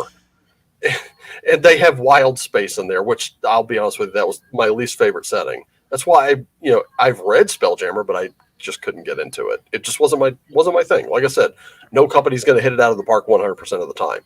Not for everybody. It's just not going to happen. But at least with that particular method, I can show her and her friends who, she's got friends of all ages and all stripes. And, when I say all stripes, I do mean all stripes. I have met some of them. They're pretty awesome. Well, the thought pattern that the OSR games are inherently bad for X-ist or faux reason is total bullshit. And these approaches that I came upon recently of this is not the way to win people. It's like, well, what the fuck have you done? You have you got your infiltrators in there. You've shoved us out. You told us if we didn't like it to make our own, we did. And now you're telling us we have to include you again? No, we saw what happened last time. We don't have to do shit. And now you have people who are claiming to be OSR. They're like, well, that's not really OSR. It's like, no, that is also BS. But in the realm of lesser games we might not have played that we should, because games are a amazing medium. I'm gonna say some words, and Wolfgar can only get so excited. He's gonna Here's your strain word. to hold himself together. There's a game I've always wanted to run, but I own it, but I've never found the right people, called Swan Song, which is fantasy role playing. And the idea is, of course, is that for every adventure, for every trial, you are flirting with death. This could be your swan song, hence the name. But the way that it resolves conflicts and challenges, tarot cards. It uses the tarot as its main system, and that gives everything a cosmic bent, right? Because you're not just doing small little personal actions, even though they're small and personal to you. Everything you are doing is a vast cosmic statement in this quest against the consuming forms of reality. This one and a few of the other Wretched books do it as well. This is the one that I worked on because we needed a cursed tarot deck, and look at this is a chunky boy. you're not you're not reading this in one sitting unless you're just a speed reader. But the deck that I used as the model for it is actually up here. I will never put this near my altar because I do not want it. I don't want. It was this one, which this one. I mean, you could already tell by the box.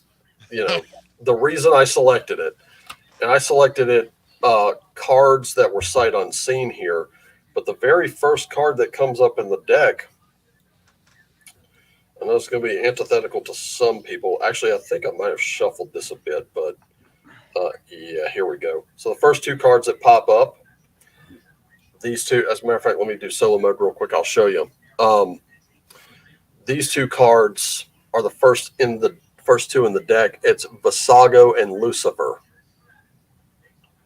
So if you needed a cursed tarot deck, this is as cursed as it gets.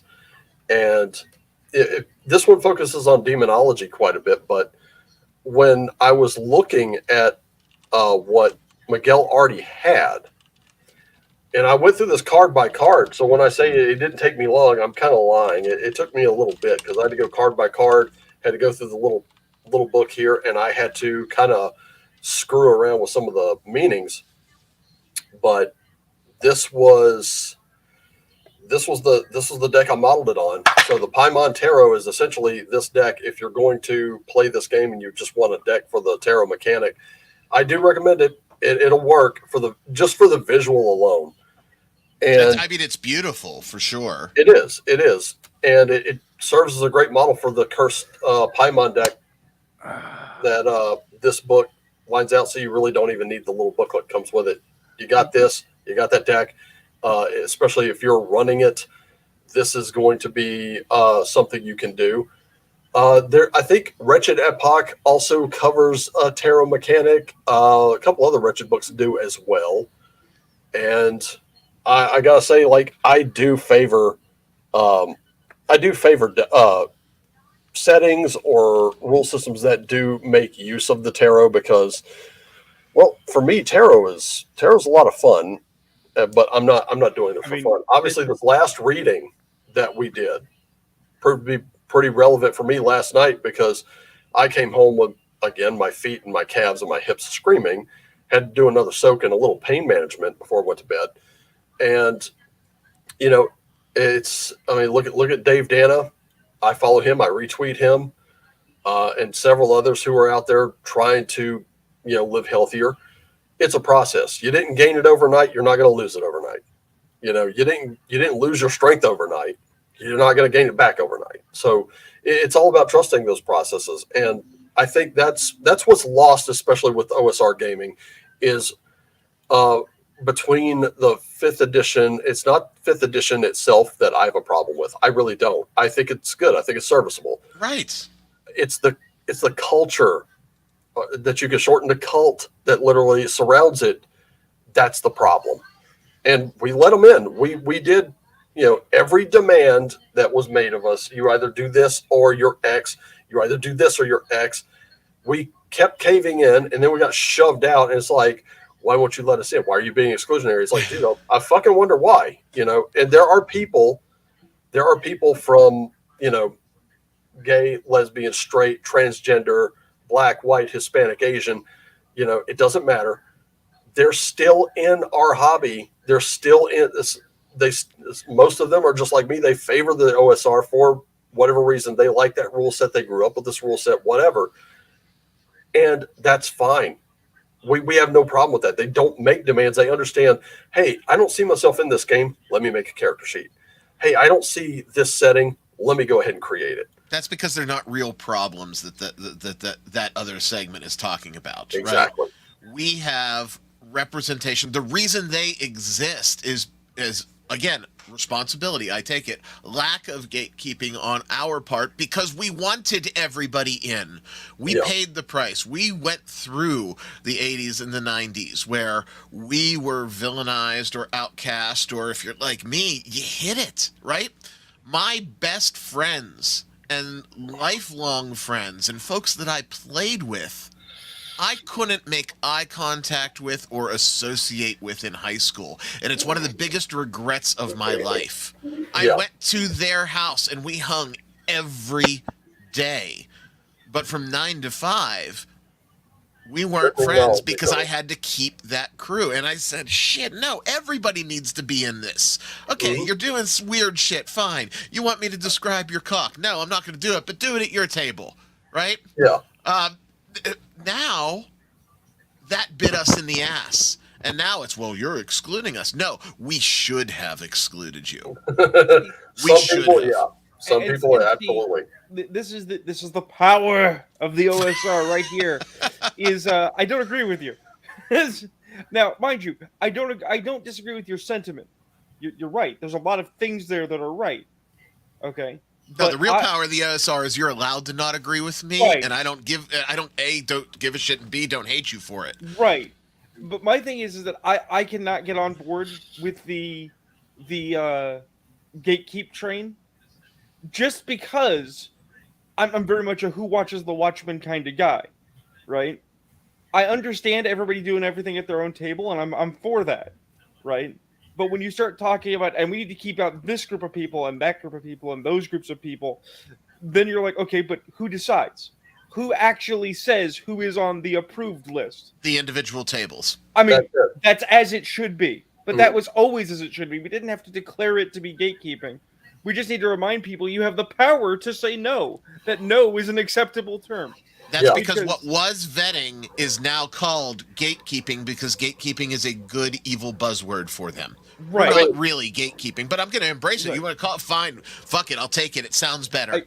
I just say it because here I am, mouthy little cripple boy who likes things I'm not supposed to like, right? Because, hi, I'm working on a book for the Wretchedverse. I like dirty, gross, awful, evil things.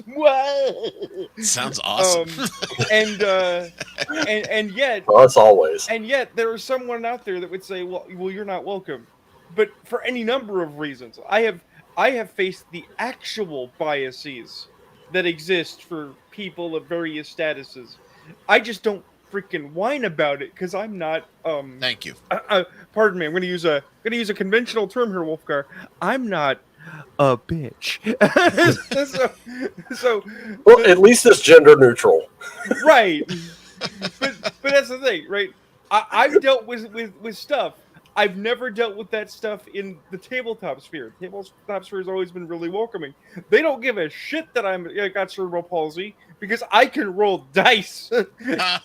Here's a good point, and I think my recent conversation on Twitter with some very, very hyper people, and that's me putting it politely. No, hyper worked up people on Twitter, that doesn't exist. Oh, not at all.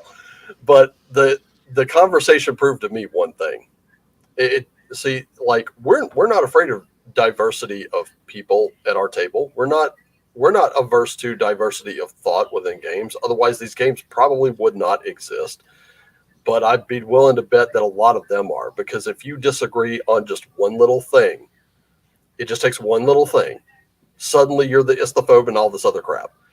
with, like there are people that I would play with that, they're politically opposite of me, but they've proven to have that point where I disagree because of this or I disagree because of that, and they don't judge you. They just state why they disagree, and then you can have that conversation with them. And once it goes into flinging shit at the other guy, once you do that, that's where I'm like, I rest my case. Well, my co-host that's on the diversity they're scared of, is diversity of thought. Yes. They can't have it. They want a homogenized game, and it's like, oh, we have to make these people very uncomfortable. How the fuck do you propose to do that? Because I wouldn't join your table, so you can't do it. Well, and if you come over to my table with that, you're going to be ejected. Well, the invasive political language that we've garnered is identity politics, and it's always inferred that the idea is they're fighting to impose an identity.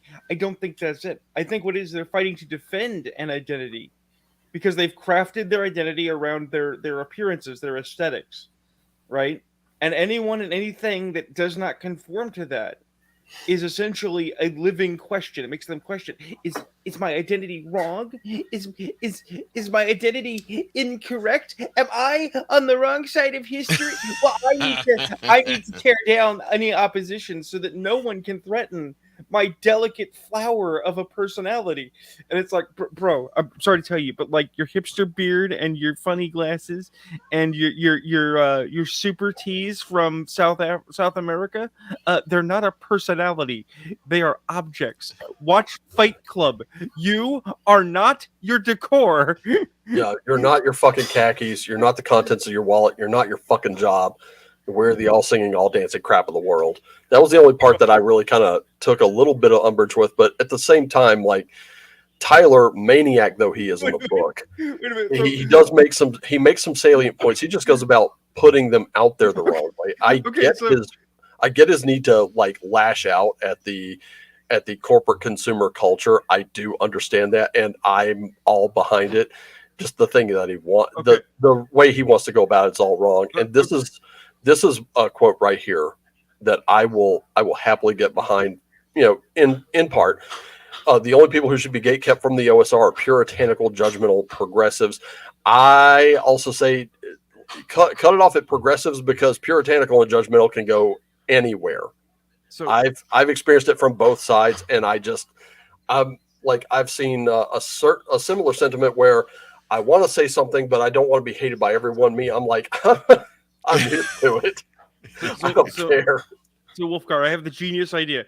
We go to gaming conventions. Okay, we wear black clothes and black sunglasses, right? Very, very militant looking. And anytime someone tries to start shit with us, we just start shouting, "His name is Robert Paulson," and we don't stop until they go away. I don't think they wore shades in Fight Club, but I know I do. But that's because of my light sensitivity. So that's a different story. But his name is Robert Paulson. His name is Robert Paulson. Yeah, it's just it would be a nice it would be kind of nice to turn that cult thing kind of against them for a little while. But again, I just don't do well. We shouldn't. We should be adults. But I just like the mental image. Oh, the mental image is spectacular. It's like Shia LaBeouf screaming, "He will not divide us as people." Oh, God, yeah. So here's something I do want. I know. Ryan, your time's kind of limited here, I know, and we haven't really done it yet. You said you wanted to shill some products. Yeah, well, go for it. Not even products, right? You don't have to buy a damn thing. I'm giving shit away. Well, shill away. We will. Free is an amazing price point. I love free. Free is a great price point. Nerdcognito is coming up on 2 milestones, right? One for actual podcast subscriptions, and the other one that goes hand in hand is with Twitter followers. They're both approaching 1,000, right? We're within 20% of 1,000 on both. So we want to get there. And as you guys know, the nature of our beast is even when we're still trending upwards, there are these weird plateaus. So as I often do, I tweeted without thinking, and I had a book laying around that was the old Hayes manual, the technical manual for the Death Star. And I tweeted, hey, if we get there by the end of the May, which we're not going to, but whatever, it's still happening, I'll mail this out to one of our subscribers that follows Nerdcognito, subscribe to it, does the things, retweets it, likes it. You guys know the drill, right?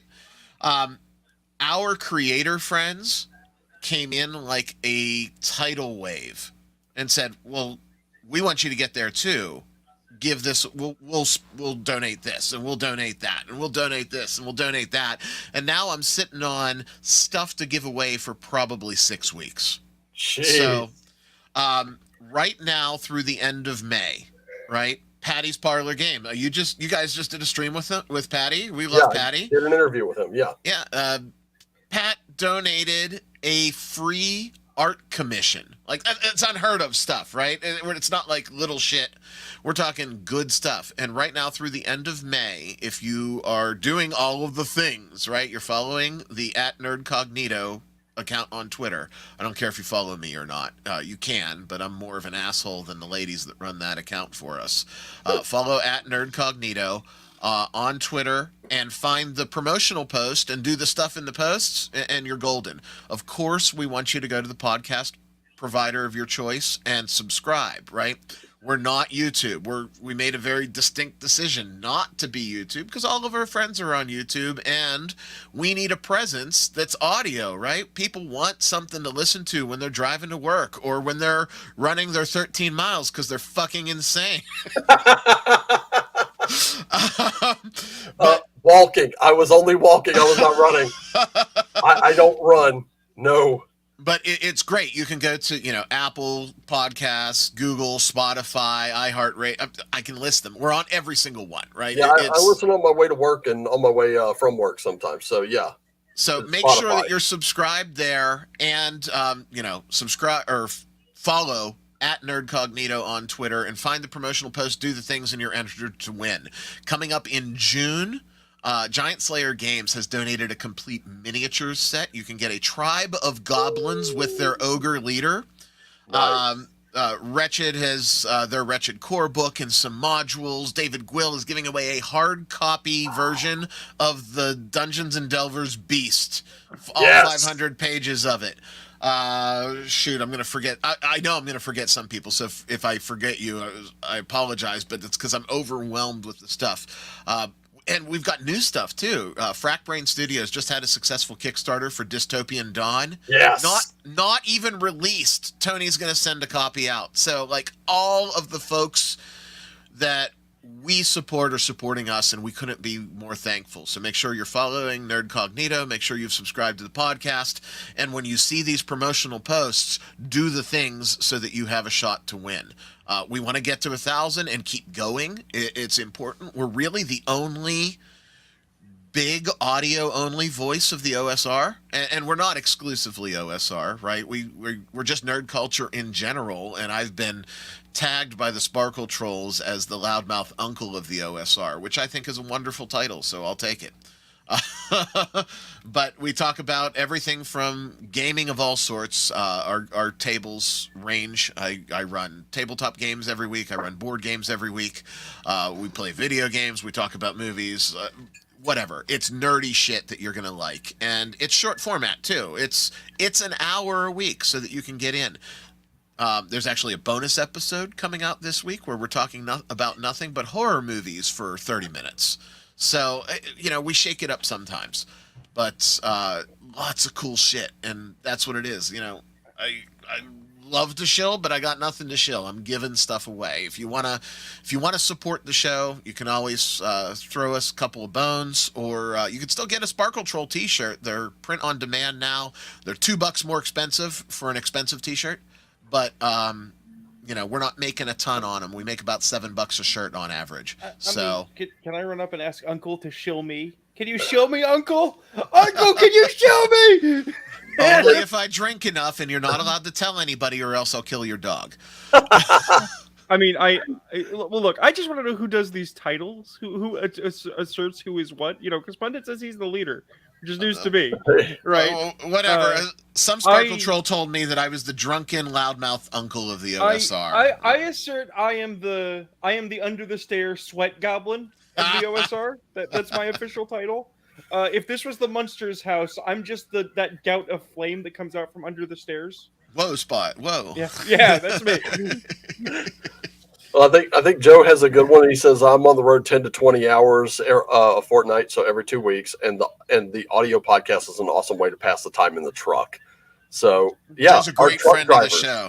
Our truck drivers are people on the road, are people who are delivering your goods to stores so that you have stuff to buy for your convenience. We're back to Fight Club. We're the guys who pick up your trash. We're the guys who clean your yard. We know where you sleep. But it's true. While you sleep.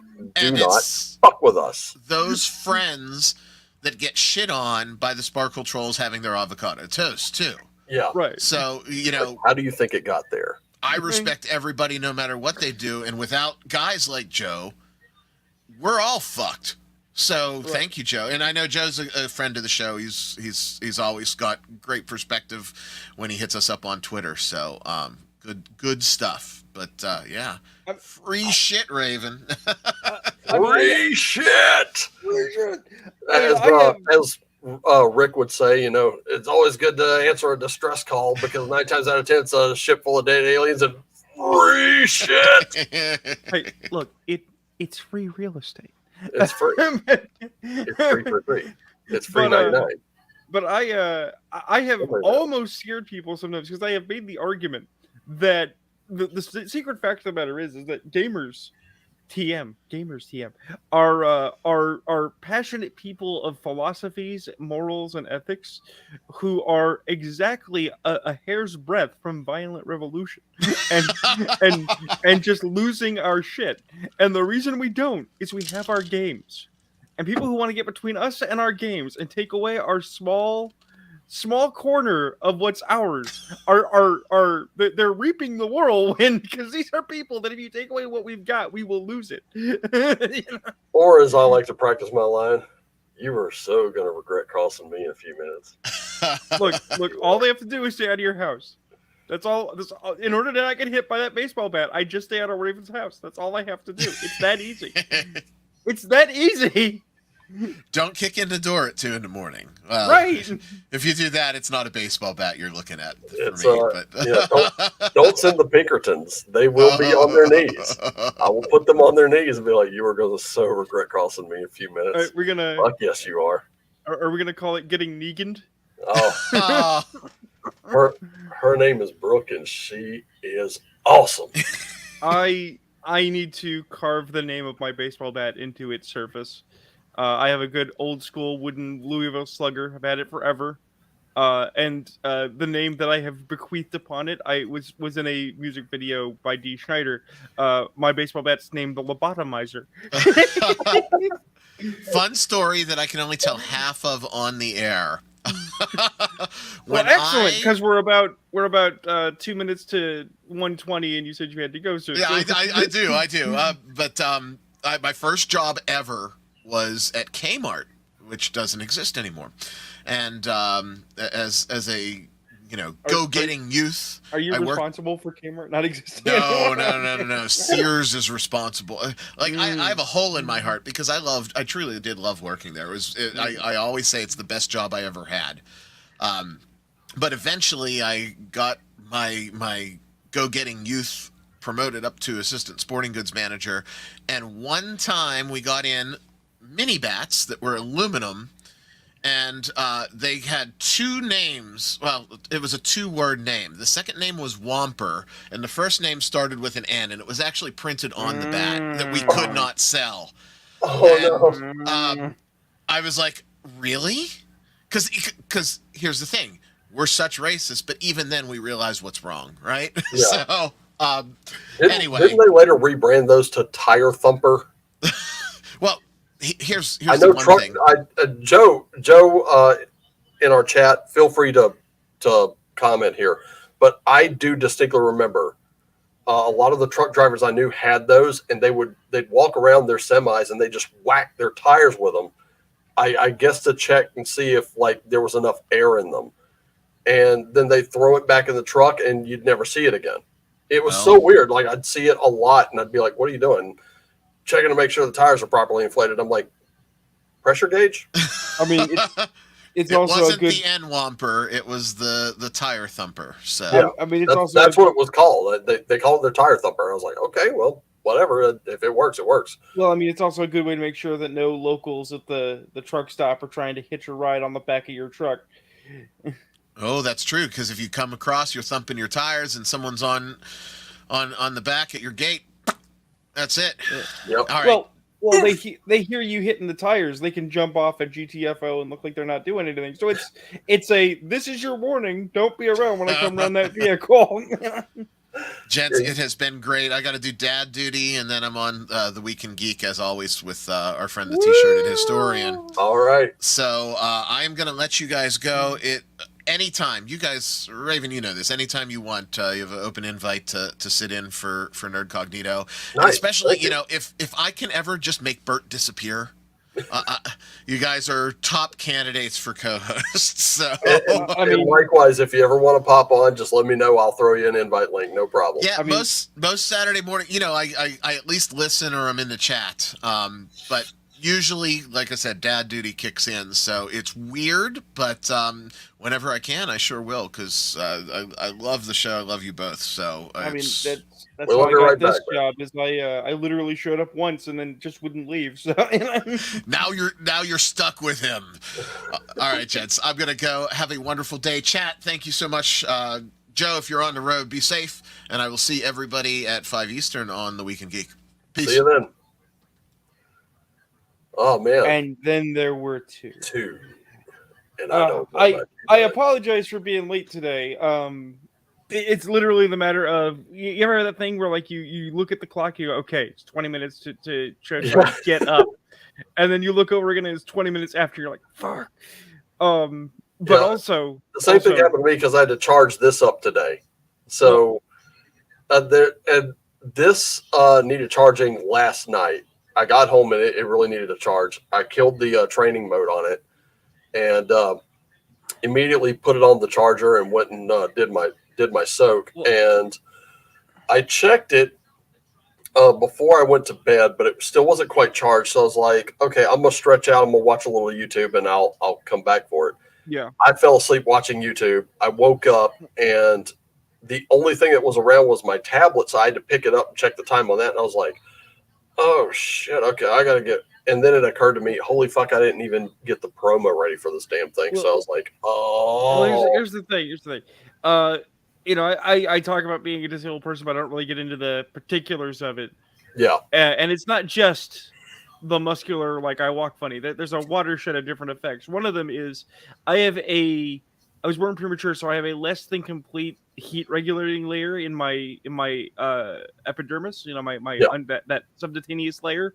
Yeah. So I am temperature sensitive, which sounds BS, right? But the week before, last week, we had 80-degree temperatures, and it was pretty chill. Okay. This last week, it has been average of 60 during the day, right? With lows in the 50s every night, right? So I had to turn my heat back on because it was cold, right? Okay. What was it yesterday? 83. High of 83, low in the 50s, right? So it's just stark. And today it's 74. The low's going to be 52, right? And it's going to be trending downwards till Friday when it's going to be 70 again. What's the low this upcoming week? 48. All right. Damn. This is Washington. This is what Washington do. And we're going to have El Nino this year.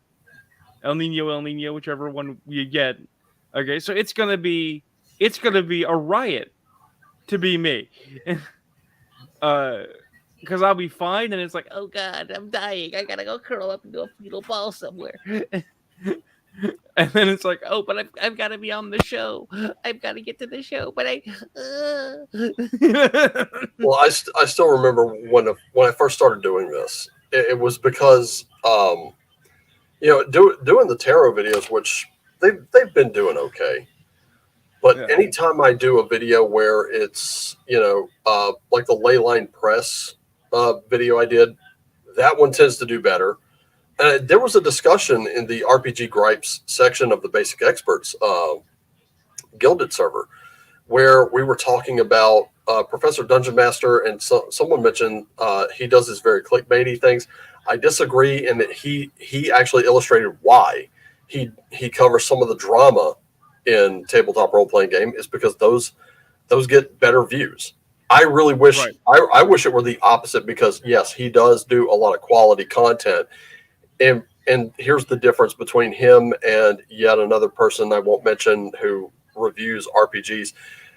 When Professor Dungeon Master gets his hands on a book or a box or whatever, and he's reviewing it, he actually shows that he's interested in it, and it comes out.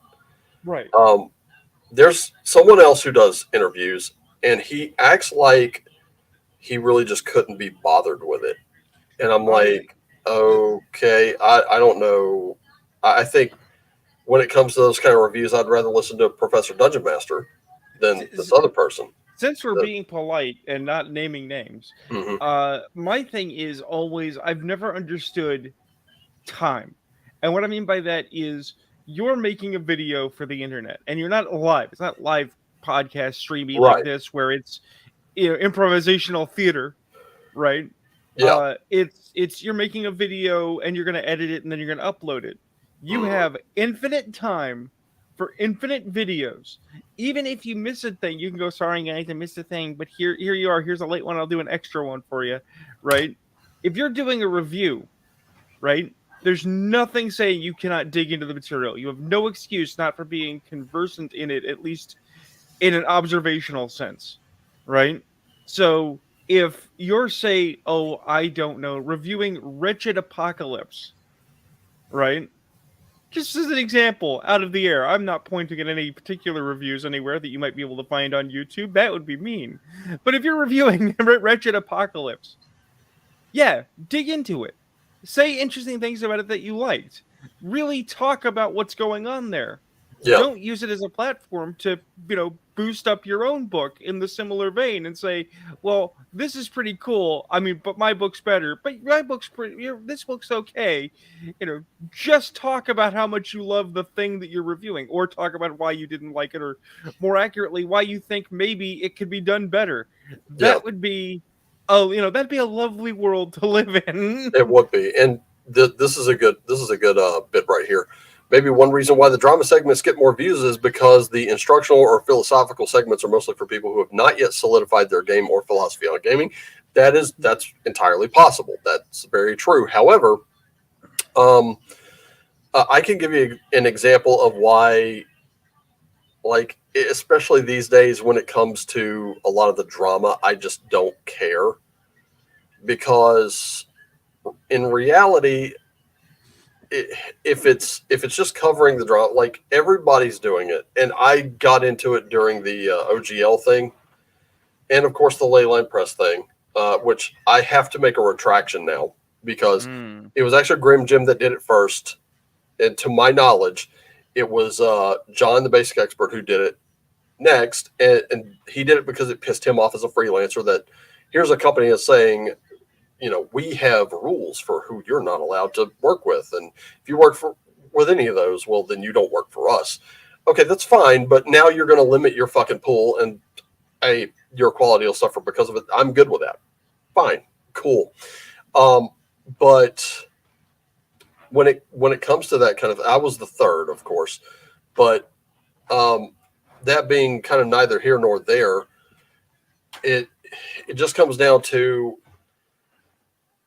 like, I just don't care about them anymore, because quite frankly, I look at the materials on my shelf in my cabinets, I got a little milk crate that's full of books, and I've also got a box that's full of books, and I've got a few books on top of that. I got boxes with some box sets in them. Nothing changes any of that. Nothing. I mean, you're not going to get me to stop playing something because you have a problem with a company. Now, if you're informing me on why the problem, the drama here, not necessarily the drama around it, but the problem that exists with this company. Let's just say it's Wizards. Wizards wants to up their prices. Okay.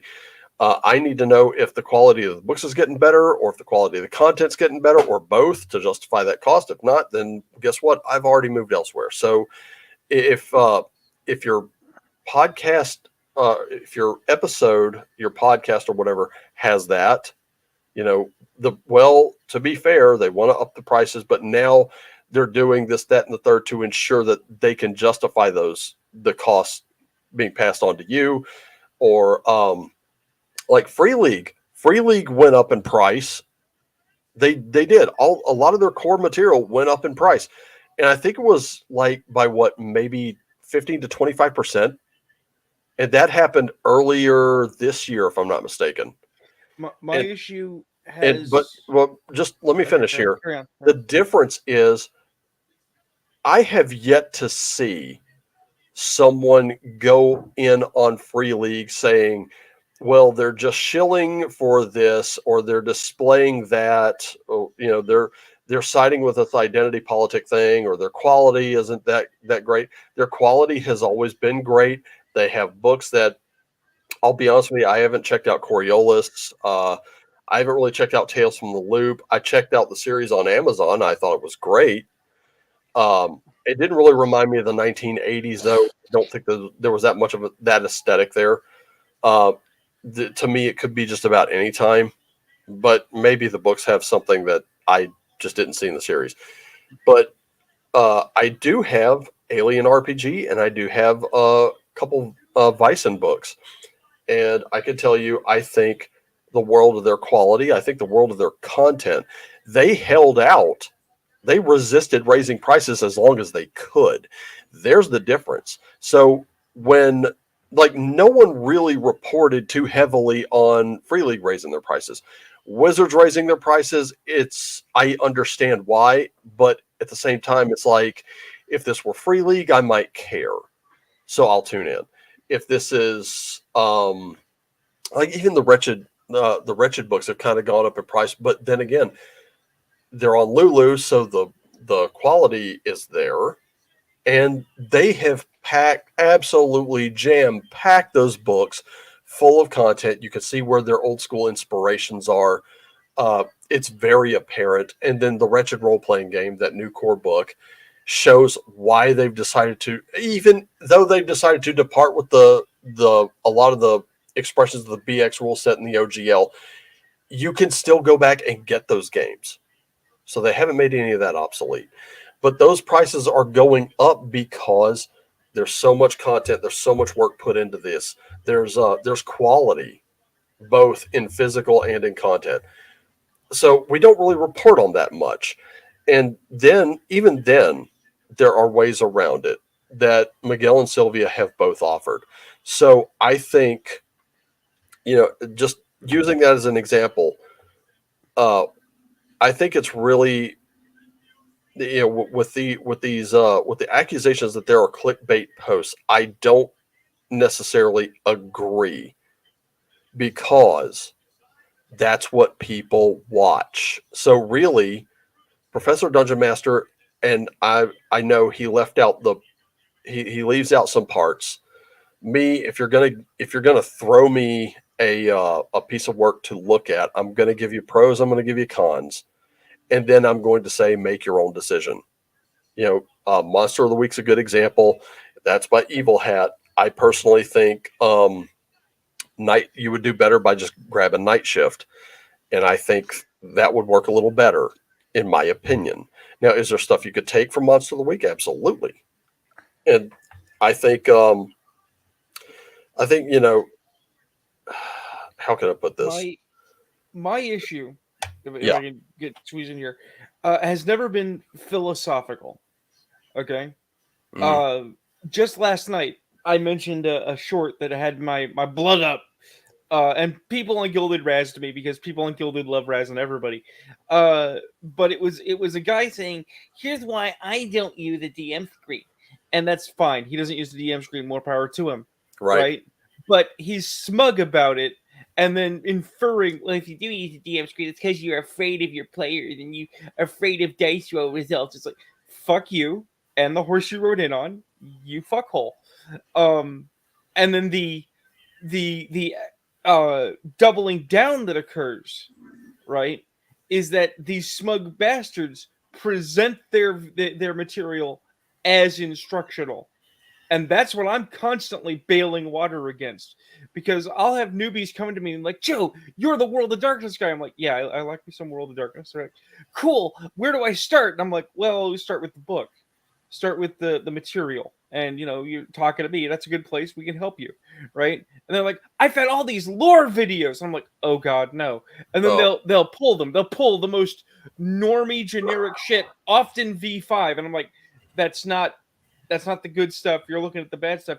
And what's worse is that it's a very specific interpretation of that information that at no time says, and this is only one interpretation, do your own thing at your own table. It never endorses the book. It reinforces perspective. And I'm not okay with that.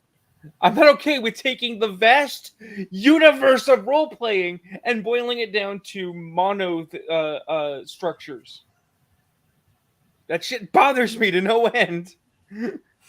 yeah, like I'm good with people presenting their approach. I'm okay with that. Right. Your approach is going to work for you, and that if it does, that's absolutely wonderful. I will forever applaud that.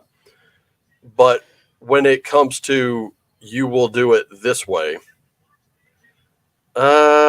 I don't think so. And if there's that ultimatum thing again. Oh well, if you don't, well then you're just this. Okay. Well, Well, what about what you just said? Just changed my mind. Nothing. Nothing at all. let's I talk don't. about the I don't absolute expect it. let's talk about the absolute hilarity of this situation right here. So here's Wolf and here is Raven. Here we are on screen together at the same time. Do you know you and I have never played game together? That's true. We both have opinions, but we have never actually, either as DM or player or two players together, or played a tabletop RPG. I think that's a horrible oversight we got to fix, right? Yeah. But here's the thing: I'm also 100% certain there are things and methods and perspectives you do that I don't, and the same the other way. And I'm 100% certain we'll have a wonderful time at our table.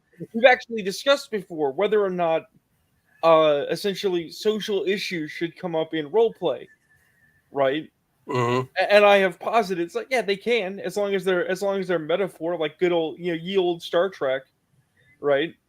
I want to have a very special story about racism. That's fine. I'm going to use racism as a platform in game, but I'm not going to destroy my world setting to make it happen. Right.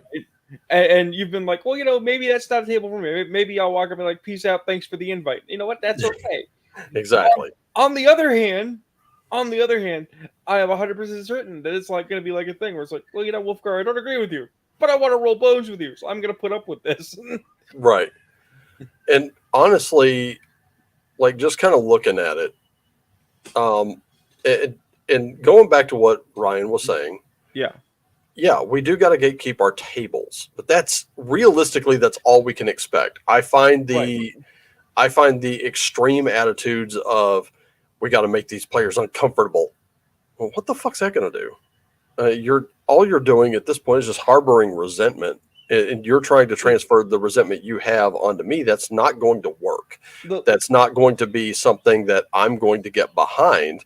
And furthermore, if I get invited to the same table as you, I'm not going to walk away with my tail tucked between my legs because, that's what you think should happen. In fact, it's going to go quite in the opposite direction, and it's not going to work out. So, for a player to try to gatekeep someone else's table, I don't think works. Now, with that being said, if you do have a player who is 100% legitimately a fucking jerk, and then the entire table, including the GM, says, you know what, we're tired of this, and they're fair in their dealings about dealing with it. We like the one I had about this. I'll just call him John.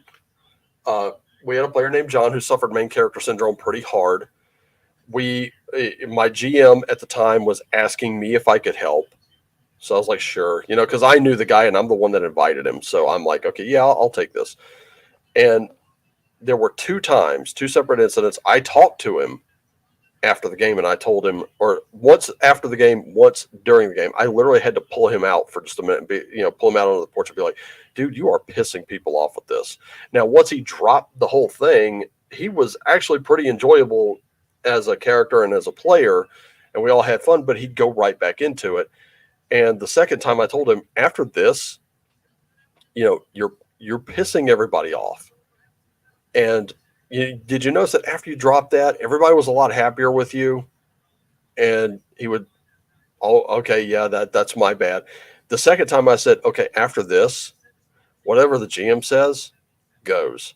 I understand this is my place and everything, but it's his game. And I've invited you to his game. He has let me handle you for now. But if you cross the line one more time and he has to handle it, he's not going to be as fair as I am, because he and I have discussed this. We have all been very fair with you. He goes back in and we go for several sessions. He's good. And in that last session, he just lapses into it. This time the DM takes him out and he had to sit the game out.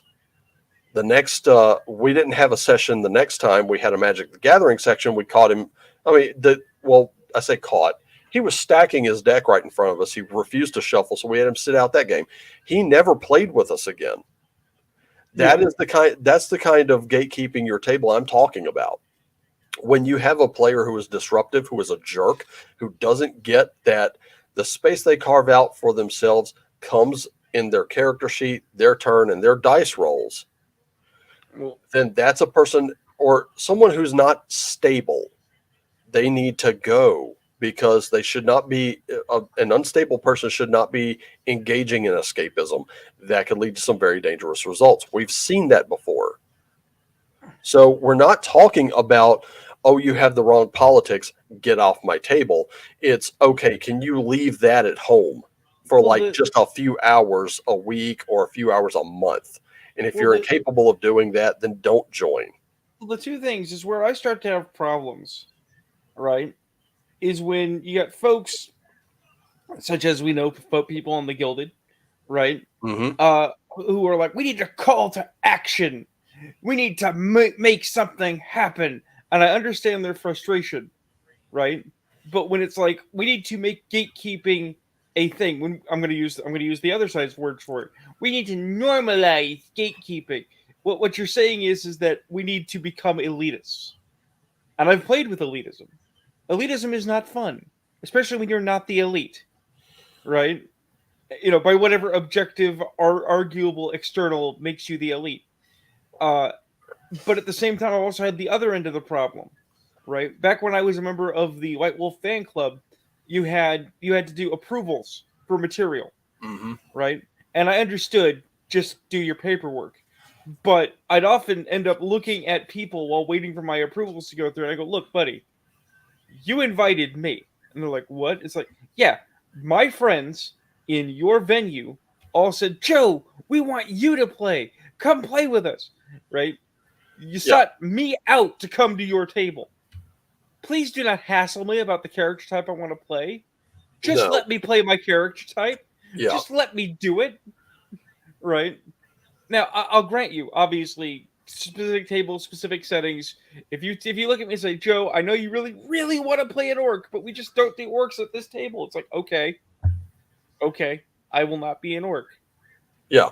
But if human barbarian is viable, and I say I want to be a human barbarian, don't hassle me for human barbarian. Just let me play my human barbarian. And sadly, Joe, that's true. Ideologues can't leave their issues. I'm not even asking them to leave them at the door. I'm telling them leave it. See, I'm not asking. And this is the difference. Before, I would just ask, leave it at the door. But the problem is the door is too close, and they feel the need more often than not to go to the door and just snatch it and bring it in, or try to sneak it in. Now I'm telling them to leave it at home. And if they cannot leave it at home for a few hours a week or a few hours a month or whatever, 8 hours a month, so a few hours every 2 weeks, I don't want them there. And this is the criteria, and I've had to get a little more granular with it. I've had to really go in and tweak it. If I said no real world politics or religion at the table, now that turns into an argument. Now they want to wear their t-shirts. And I'm like, no, you don't understand. If you want to wear your Megadeth t-shirt, I don't care. You want to wear that Megadeth t-shirt with the Rust in Peace album cover on it, I don't care. That's fine. You want to wear your Dragonlance t-shirt when we're playing Dark Sun, I don't care. That's perfectly fine. You want to wear a Castles and Crusades t-shirt to a D&D game or to a DCC game, that's fine. I don't care. To me, it's no more out of place than, and Rob Zombie said this once. He said, I've seen kids showing up to White Zombie shows with Van Halen t-shirts, and I'm like, why? And I'm like, because they're rock and roll fans, Rob. That's why. And they love your brand just as much as they love Van Halen. So, they have a wide, diverse range of tastes, and it's fine because they've all settled on your show at that time. I say, don't ask why, just deal with it. It's fine. I'm sure Eddie Van Halen has seen his share of Metallica, Megadeth, Anthrax, White Zombie t-shirts at his venues, and he's just been like, oh, you guys are here. Awesome. Watch this. Let us consider the following. So an endorsement from Metallica is somewhat of a devalued thing, as Metallica has become persona non grata for certain actions in the early 2000s with a little thing called Napster, and also Lars being a piece of shit. This is well-known Metallica lore for anyone who's knowledgeable in Metallica lore. But you know what I find interesting? The guys at Metallica like Ghost. Yeah. Yeah, they do. And you have to think about it, it's like, oh, well, Ghost is edgy and goth. It's like, no, it's not about that, because Metallica is not very edgy or goth. No, right? they're very theatrical, and I think this is with Ghost. They're very talented and skilled musicians, right? But they also have a flair for the theatrical. Right. That's why I love them. Right. This is game recognized game. Metallica's like, look, man, whether you like us or not, we've made mega bucks. We defined the 90s with metal for and almost 2 decades of metal. Everybody wanted to be us for a while, right? But going back to what I was saying is, I've had to like take my list and put it out there. Like, okay, maybe you showed up to this wearing that. And I'll just throw out a few examples here. The Black Lives Matter t-shirts, or the 9/11 was an inside job t-shirts, or the Q t-shirt. It does not matter which t-shirt you're deciding to put on for this one. Moving forward, when you come back to this table, you do it with the understanding of those t-shirts are definitely not allowed. Oh, and if you have a problem with that, then please don't bother creating a character. Don't bother with this table, because again, I don't even want politics with which I agree at this table. We're here to get away from all that shit. Simpsons predicted it. Yep. Okay. I'm an old man. Understand, I'm having I'm having a stroke right now. So there is an episode of The Simpsons where Homer is like, oh, music festival. I remember Woodstock.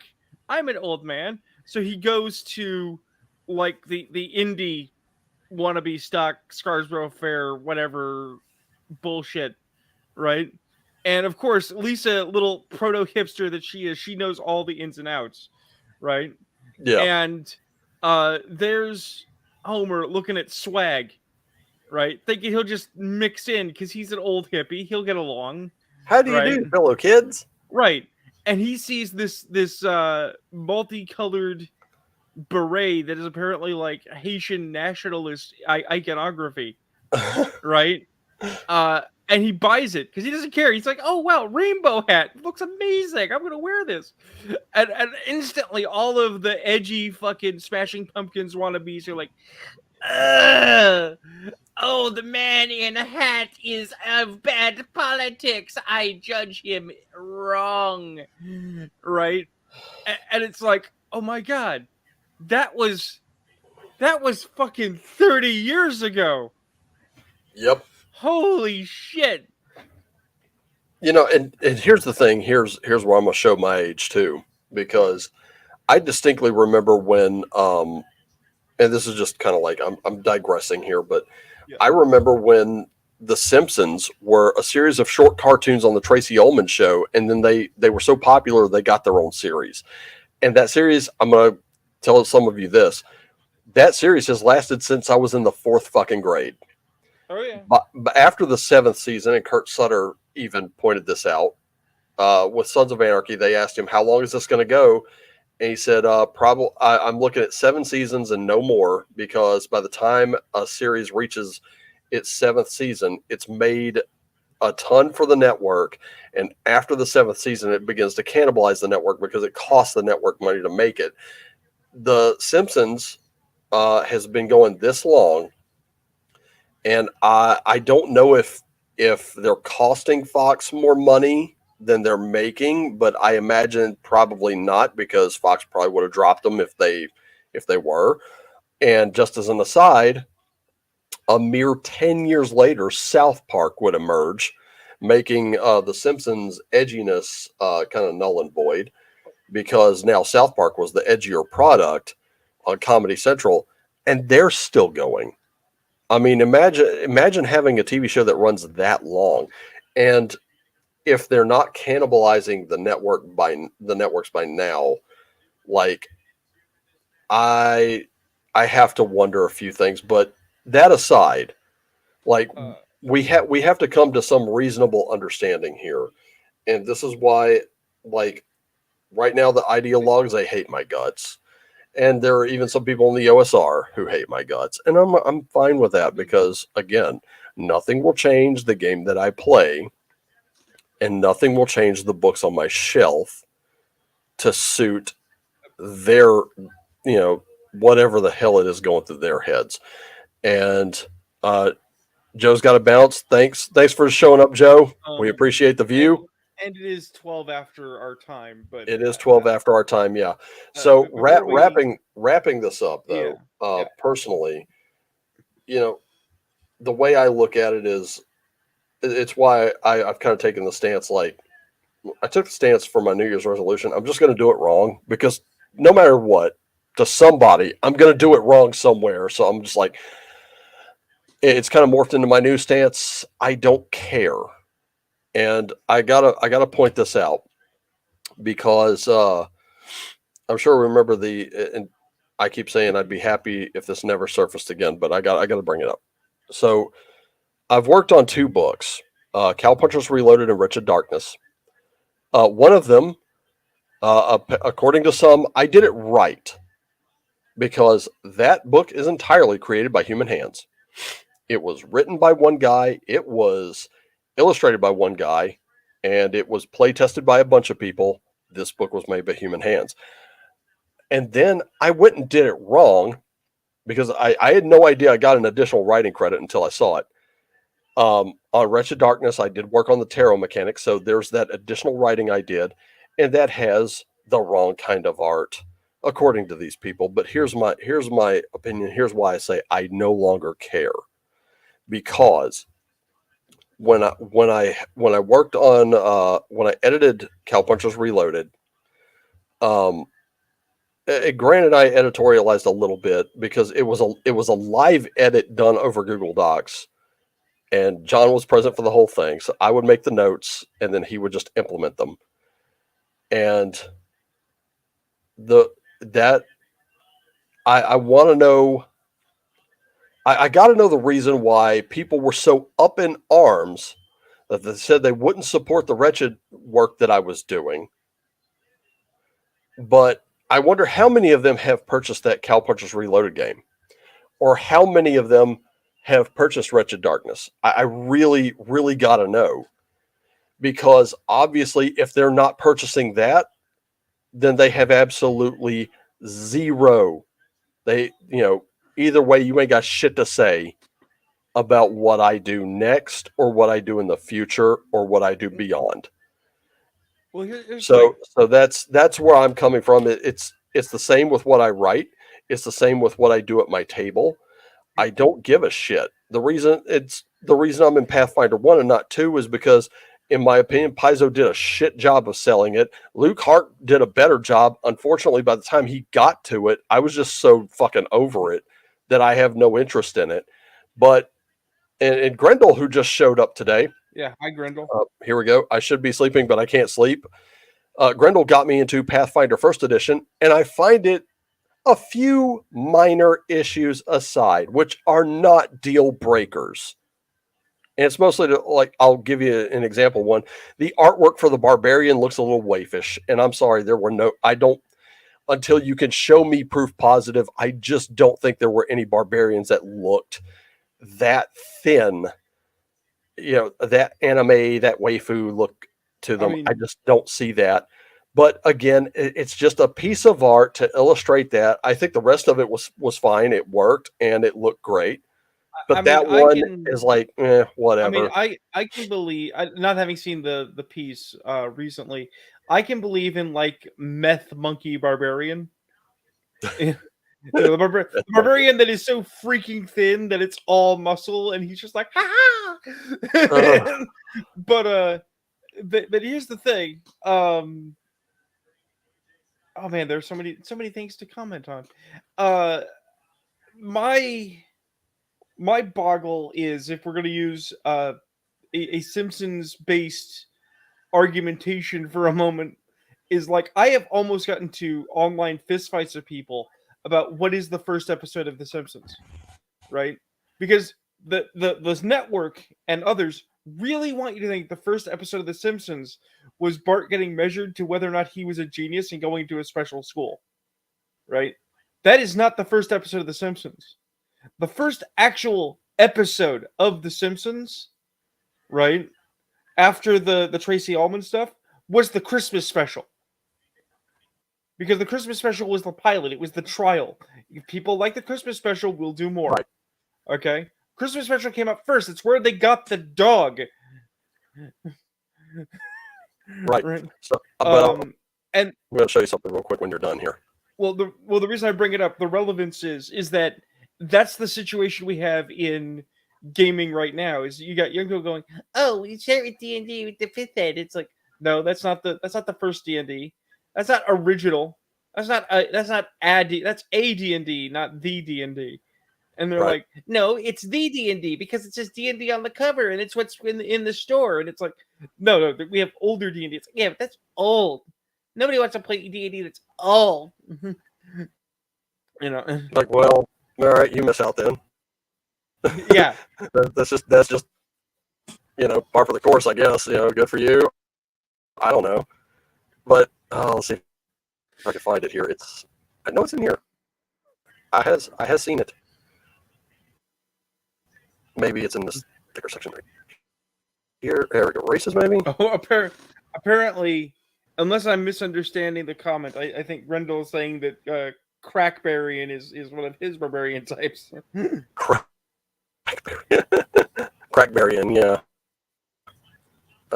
Classes. Oh, it's my favorite 40K joke. Here we go. I love playing a character who is a chaotic character who's addicted to warp dust. So I'm just going around constantly asking people, "Hey, got any drugs?" Or Bolivian sugar.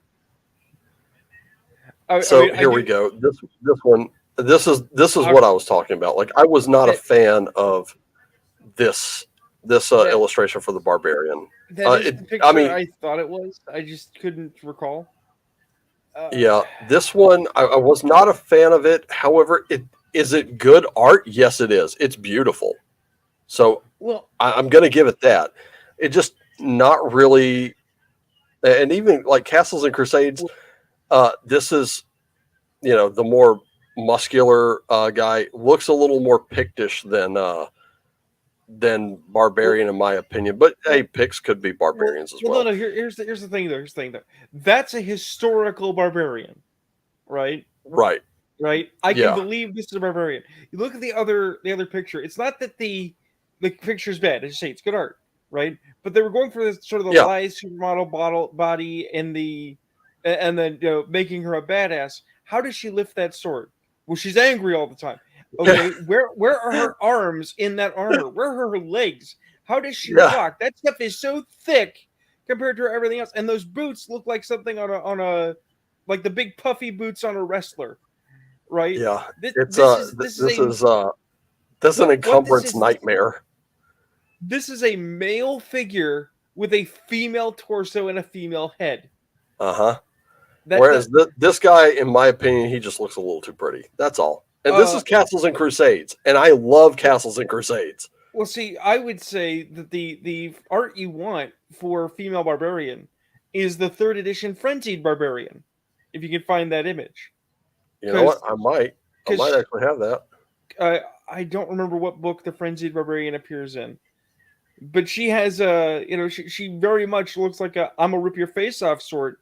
And when you're like, but you half naked, it's like, yeah, because if she wore any heavier armor, it would slow her down. Let's see. Nope, not in there. Core books, maybe? To the internet! Let's try this one. Okay, so we're going to go. We don't have a barbarian class anywhere in 3.5, apparently. Right, but this is a specific archetype for barbarian called Frenzied Barbarian. Let's try that. Let's try just Frenzy. No, Frenzied, IED.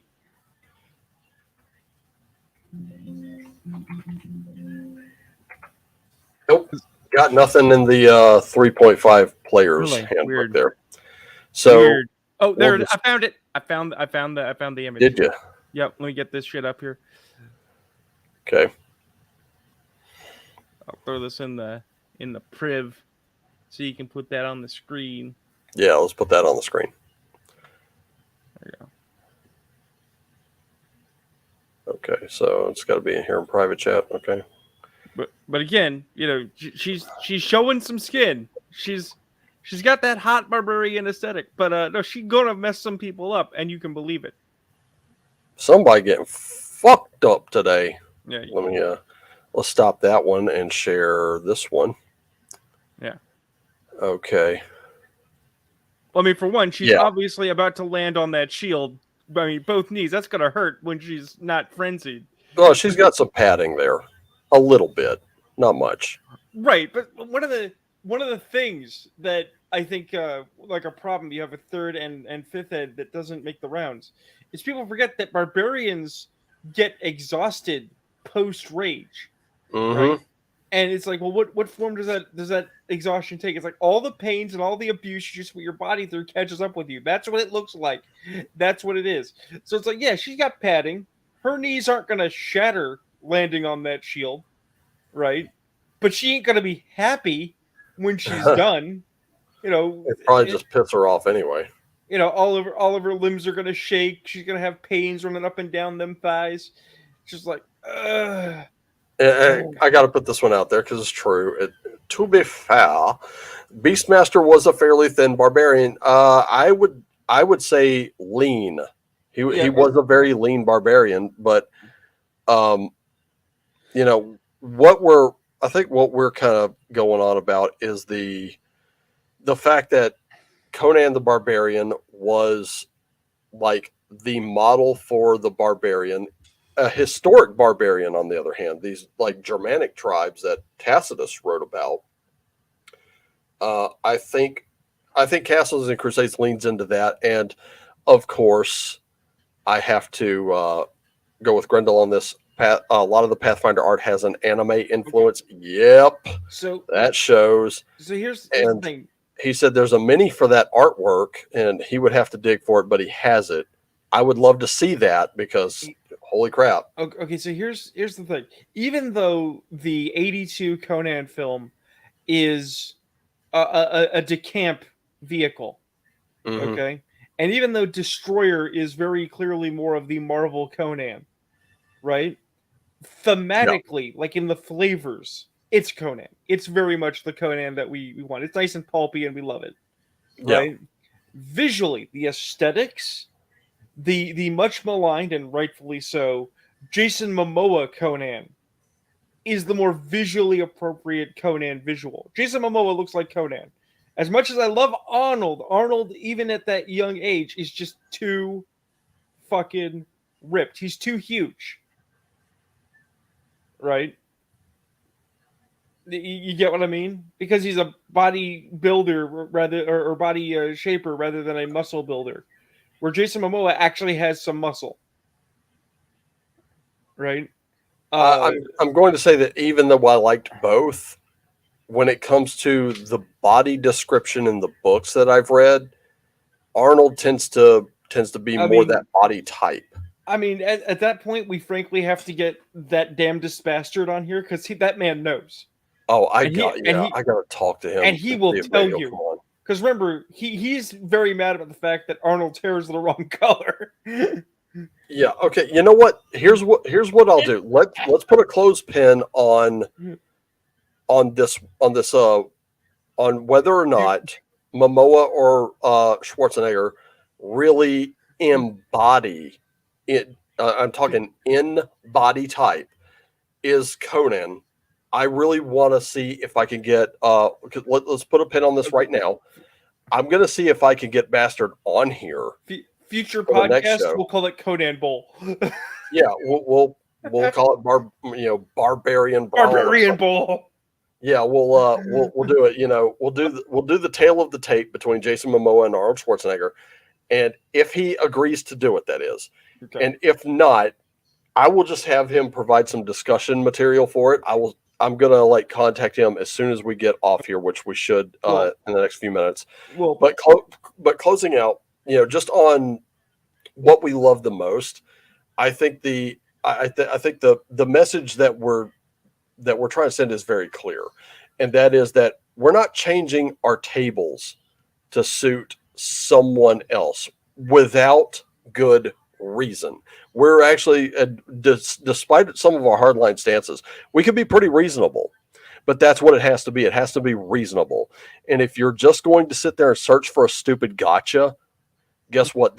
You're just going to waste my time as a GM and my players' time, and that's not going to be cool. So, if we're playing Arcanus, for example, Arcanus has a genderless water deity.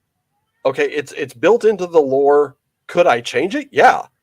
Am I going to? Probably not, because it's there, and I want to see where it goes. It's not a statement. It's just there. But when you're part of a company that goes, oh, maybe you don't understand that gay people are making your games. No, I don't care. I don't give a shit. Can they make a fucking good game?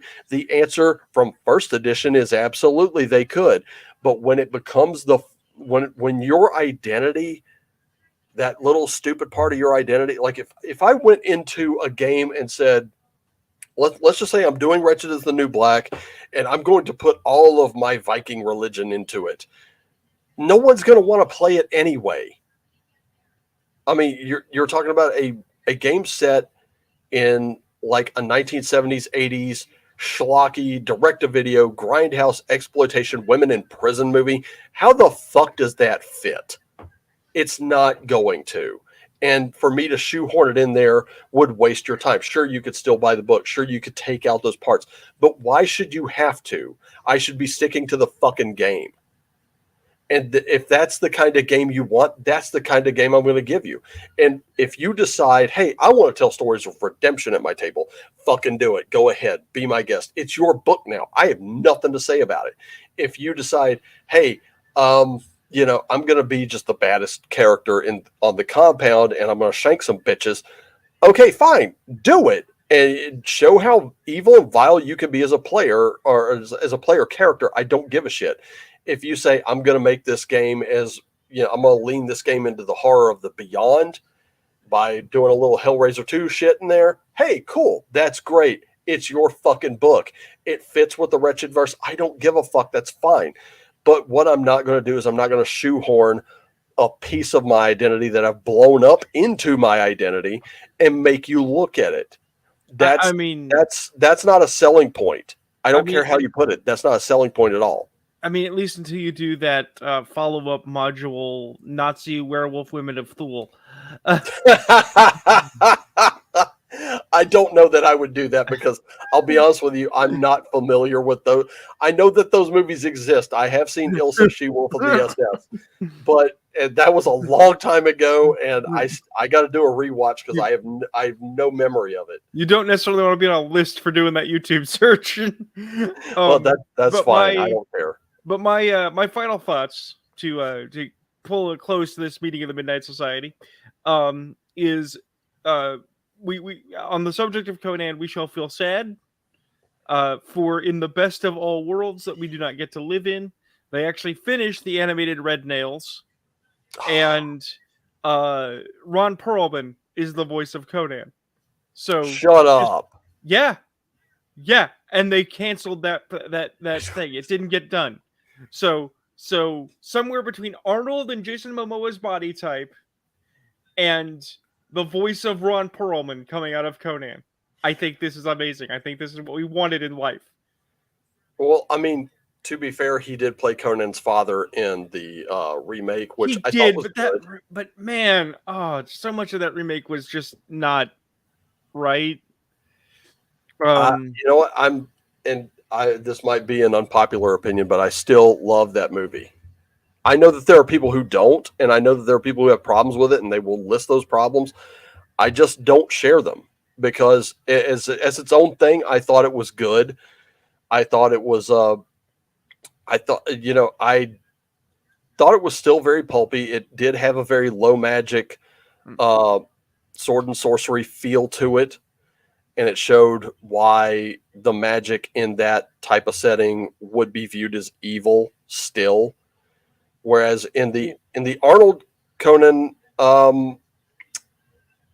there was magic on both sides, again sparsely used, but still there. They're very much more on the evil side of things. And even when it was being used for good to bring Arnold's Conan back, it still went horribly awry. It took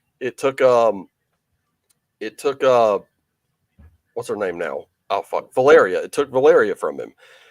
Even though Valeria was not uh, Conan's love interest, it was uh, Bellet from her ship. Well, So since that's since we're casually talking about good Conans, as we prefer to expedite, uh, honorable mention for Ralph Moeller, because we started talking about cartoons when I yeah. showed up. We were talking about the D&D cartoon, Conan the Adventurer. Okay, I did Is not get to see that. It is not such a bad cartoon. The subsequent sequel series, Conan and the Young Warriors, you could skip. But Yeah, I've heard Conan that. Conan the Adventurer is sort of a pastiche of Conan and Call of Volusia, as you'd expect, Yeah, right? I even thought the Cole movie was good.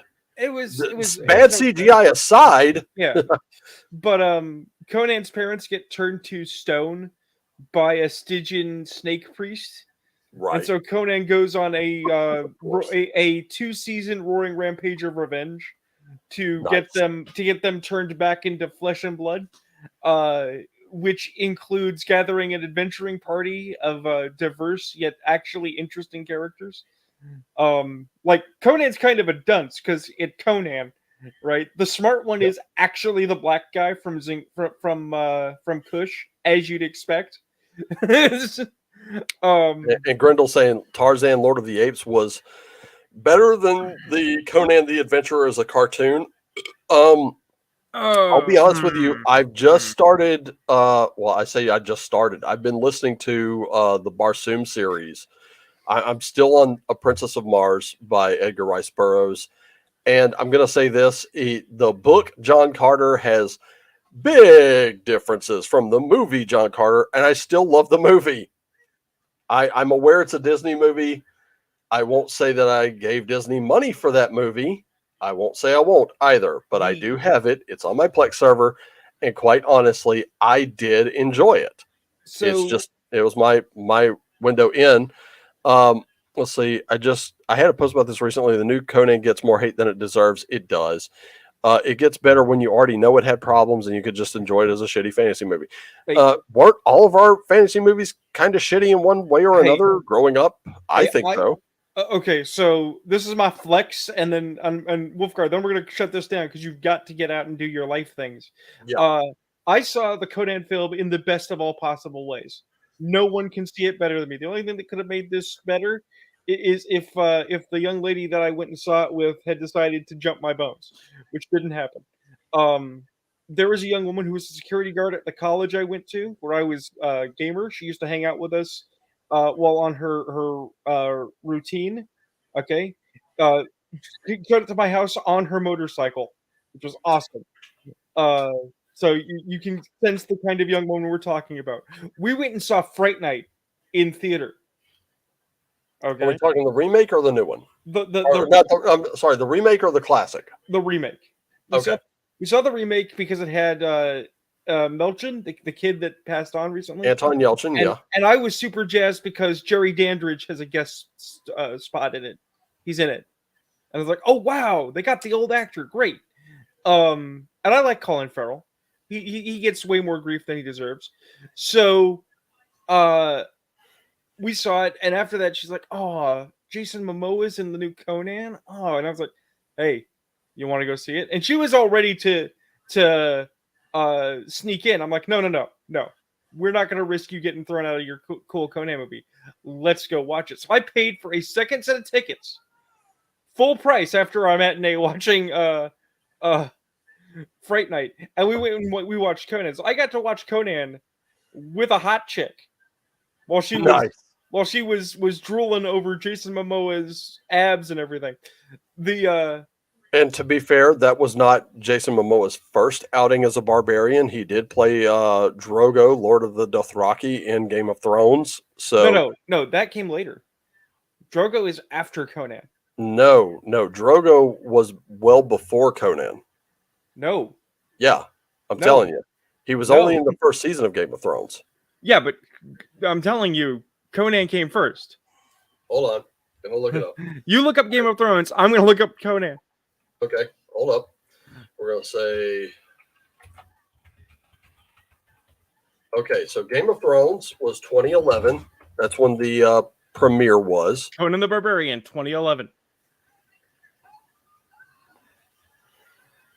Okay, so Jason Momoa, I gotta find him real quick in the. Right. When Fuck. did Game of Thrones premiere? What month? Okay, looking at that, I'm looking for it right now. Yeah. Let's see. Gamer arguments.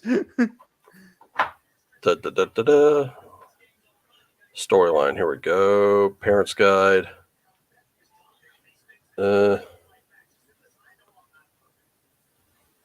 Shit. Where is? Damn it. Okay. Okay. Here we go. Better still. We'll just do a simple web search. What was the year? Son of a bitch. It's really close, but I must accede you are correct. Let's see. February 5th. No, that's not. No. Okay, here we go. April 17th, 2011. That's when it premiered on HBO. Yeah. Conan was August 11th. So same year, about 4 months apart. Dang. That's why it's so difficult to discern, because those are almost back to back. But you are correct, sir. Yeah. You have the technical correct, the best kind of correct. and Grindel's like, they were both in 2011. Yeah, we know that now. But Bob, get off my nuts, dude. Come on, stop. No, okay. There's an explanation. I just got to get here real quick. Go feed the cat. Off my nuts. Off my nuts. Now, stop it. No. Okay. So explanation time. This past week at work, a bunch of our trail mixes went on sale for like less than $2. And when I saw that, I went, "Oh, as a company, y'all fucked up because I'm gonna buy." Not a euphemism. Literally, the cat was on your nuts. Yeah. So I had purchased. Well, I'm not kidding you. $15 worth of like varied trail mixes and cashews and stuff like that, because we all know I love cashews. In fact, there was a picture I posted on Twitter which had this cashew about the size of the palm of my hand. That came from my everything season bag, and I was like, this thing is a fucking monster. And I found 2 more behind it stuck together. I was like, Jesus. So I actually had all these bags of trail mixes, and my coworker who had rung them up for me stuck them in a bag. I did not ask for the bag. She just gave it to me. So we have to do bag checks when leaving with merchandise we've purchased, because making it harder on the honest people will make the criminals stop for some reason. loss prevention techniques and mentality. I don't know, but um, I fucked with one of our shift leads when I showed it to him. I was like, "You want to get a look at these nuts? Have a look inside my nut sack." And I just kept fucking with him. And he's like, "Man, get the fuck out of here!" And I kept fucking with him, but every bit, it's all true. And I put them on the floor over there, but Bub likes to go over to the bag and he starts trying to get into the bag because I think he thinks there's cat food in there and there's not. And I've already fed him. He just, when you heard that thing earlier and I had to go, shuffle him off, that was because he was about to barf it all up. But I think he ate too fast and now he's bugging me again for more food. And I'm like, not till 5, bud. But anyway. Bub, you're right. Not a euphemism. Bub is literally all over my nuts, and I'm having to tell him get off my nuts. Raven, everybody wants those salty nuts. Everybody wants my nuts.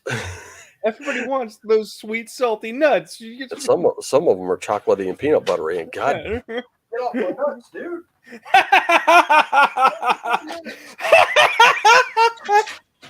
Quit fucking with my nuts, dude. The shit that happens on this fucking live stream, I swear. So now we really do. Not only do you have to get on with your life, but we got to wrap this up because we are going down. Stop. We are going down darkened corners that we should not. This is a family-friendly Christian podcast. No, it's not. Ryan earlier said, I think he dropped an F-bomb, and he's like, "Oh, crap, sorry, I know it's a little too early." I was like, "No, this channel's not monetized. I don't give a shit." So it was fine. Well, yeah, I mean, I think I'm not starting another subject, but did you happen to read that article I sent you? The article? From Fangoria. Yeah, I did. Yeah. I did check that out. I think we should talk about that next time if we remember. We should totally talk about that next time. So hang on to it. Definitely remind me before we go to, like maybe a week before. That way. Wait. You mean be on time for show and remind you things have to happen?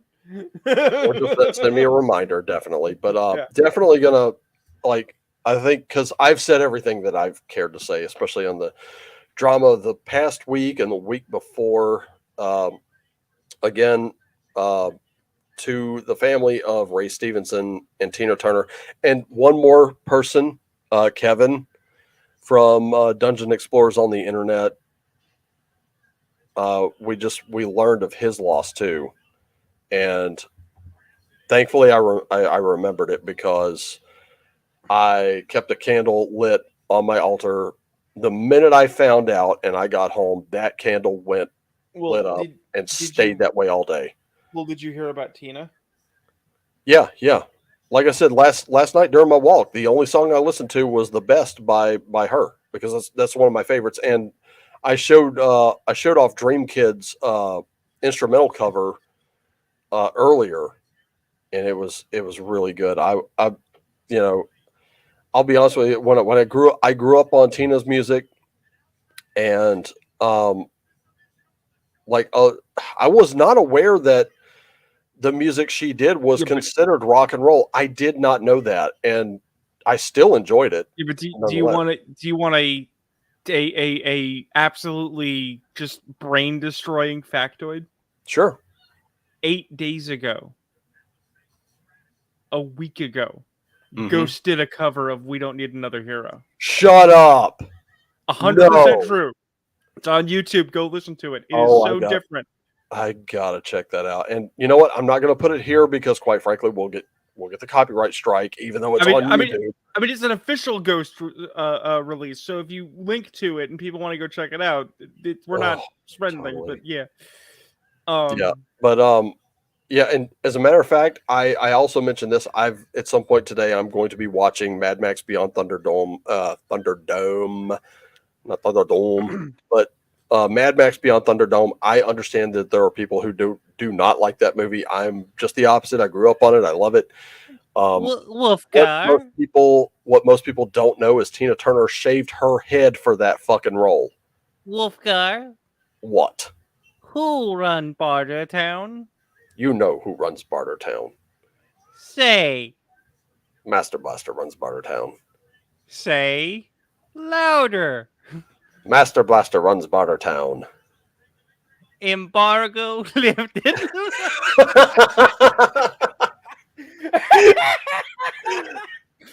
I love that moment. It's so good. Me say, you do. No deals. That's Oh. my vehicle. Oh God, Master Blaster was awesome. I mean, it's so good that they made a spoof of it in Mortal Kombat. That's true. They did. Oh fuck! I forgot about that. I mean, how many video games have a blood dome? Everybody loves Thunderdome. Everybody. People just don't like the Lord of the Flies segment, but it's like that's okay. The rest of it's amazing. But that Lord of the Flies segment, in my opinion, was necessary. No, it absolutely was. You need that bit of downtime for Max. You needed that case of mistaken identity. And it's because they rallied around him and helped him do what he did. So Okay, so here's the necessary. thing. There's a little bit of a spat of time between Road Warrior and Thunderdome in a release cycle, right? Yeah. And Road Warrior is so fantastically beloved, right? Oh, yeah. It's my favorite of the bunch. That I do, in fact, think people forget that the narrative of the Mad Max films is not about badass road warriors killing each other and blowing shit up with cars. That's just icing, right? This is actually a emotional and a psychological narrative about the human condition through Max, both losing humanity, refining humanity, and making his peace with the fact the world isn't the same anymore, but it doesn't need to be a shithole. Yeah. Okay. So yes, the Lord of the Flies segment is necessary because they are the example of literally, as it says in the song, they're the generation that comes after, right? Yeah. Tina Turner and Max are not the future; they are ghosts of the past, right? The future is going to belong to people like the Great Northern Tribe and the kids who go back to Sydney, who will have to build a world out of this. A beat that frankly is missing in Fury Road, even though I liked Fury Road, right? Because technically, as old as Max is, like I'm sorry, the bad guy from Fury Road, Immortan Joe, is even older and even more out of place. His barbarianism is completely wrong. Yeah. And on top of that, the one thing I really liked about Fury Road was they used the same actor for Immortan Joe that played Toe Cutter. Yep. In the very first film, so it's a nice callback. But I liked it. I just didn't like the bait and switch of it. That was the only problem I really had. If they had just been honest and said this is a movie more about Furiosa and Max is just kind of is like one of two ghosts of the past, I'd have been like, okay, that fits. I mean, for people who don't know, the actor who played Toe Cutter is actually an actor with a really great filmography. A Shakespearean actor, no less. Including he's a secondary character in John Carpenter's Vampires. Is he really? He's one of the vampire hunters who gets killed in the first 20 minutes of the movie. Go back and watch it. He's there. Wait, when does he get killed? He opens the hotel door. No, that's Mark. That's Mark Boone Jr. That's a completely different actor. Mark Boone Jr. was in he was in one episode of Quantum Leap. He was in John Carpenter's Vampires. He was the guy with the who gets ripped in half by Valak, like you said. And he's also, I think he's more well known for his role in Sons of Anarchy as Bobby. Well, give me a second, because now I'm on a quest. Okay, so we're talking about Hugh Keys Byrne. Yep. Who is, if I recall, he's actually East Indian. He's what? Or I believe he's actually of East Indian descent. Okay. Just pertinent because you don't think, yeah, he's from Kashmir. Oh wow. Yeah, British India. People forget that exists. So let's see. And Stein says that Thunderdome is a huge electronic hardcore event here in the Netherlands, dude. Let me tell you, if you ever wanted to sell that event to me, that sentence is all it would take.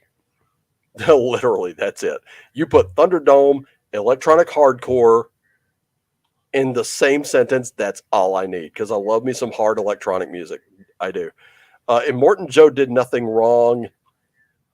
No, he did several things wrong. Reckon I don't know about that. Mm-hmm. Okay, I'm not seeing him listed. I could be wrong, but I really want to say he's in it.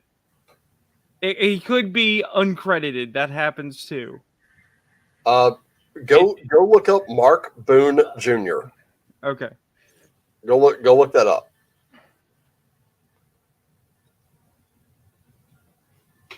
Right, that's the guy from Sons of Anarchy. Yep. Okay.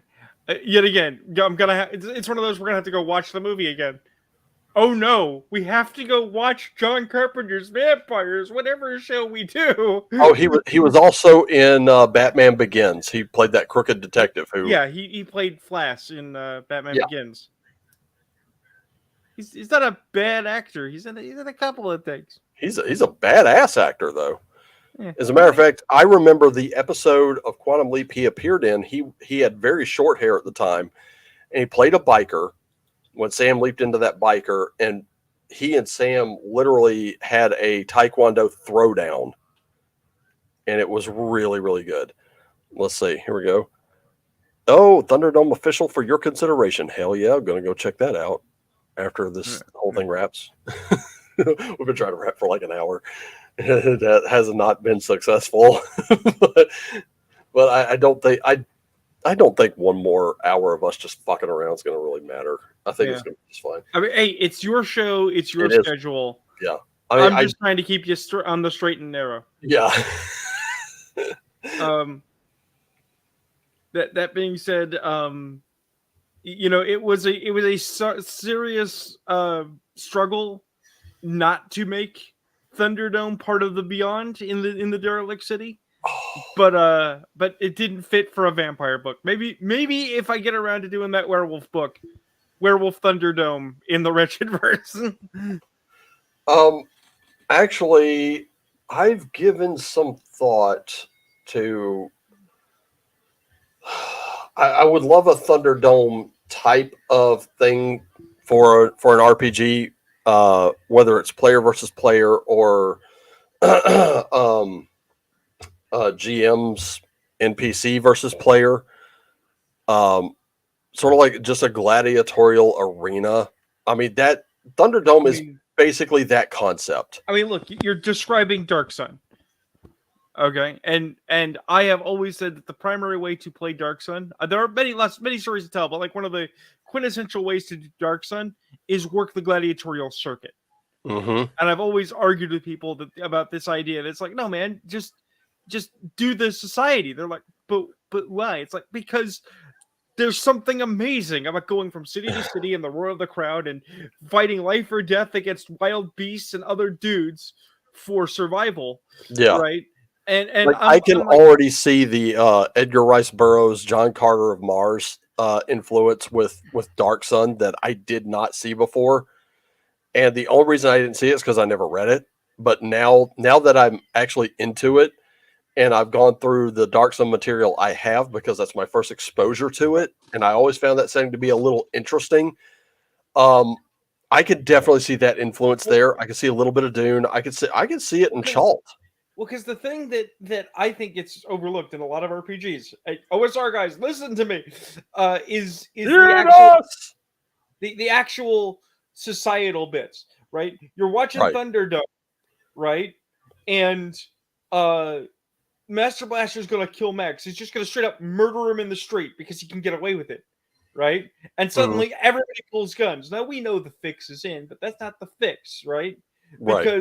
Because Tina Turner's right hand man says, "Master Blaster, listen to the law," and everybody turns because everyone in the society values the structure more than survival. They understand that without law, there is barbarism and savagery, Mm-hmm. right?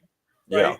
And it's not they're barbarians compared to us, but it's not a society without rules. It's not a monstrous dictatorship based on water slavery.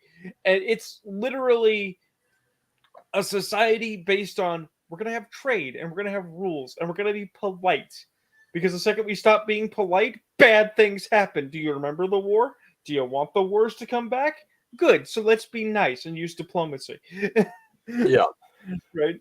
And it's like, okay, so you're an adventurer. You're going to go in the Thunderdome.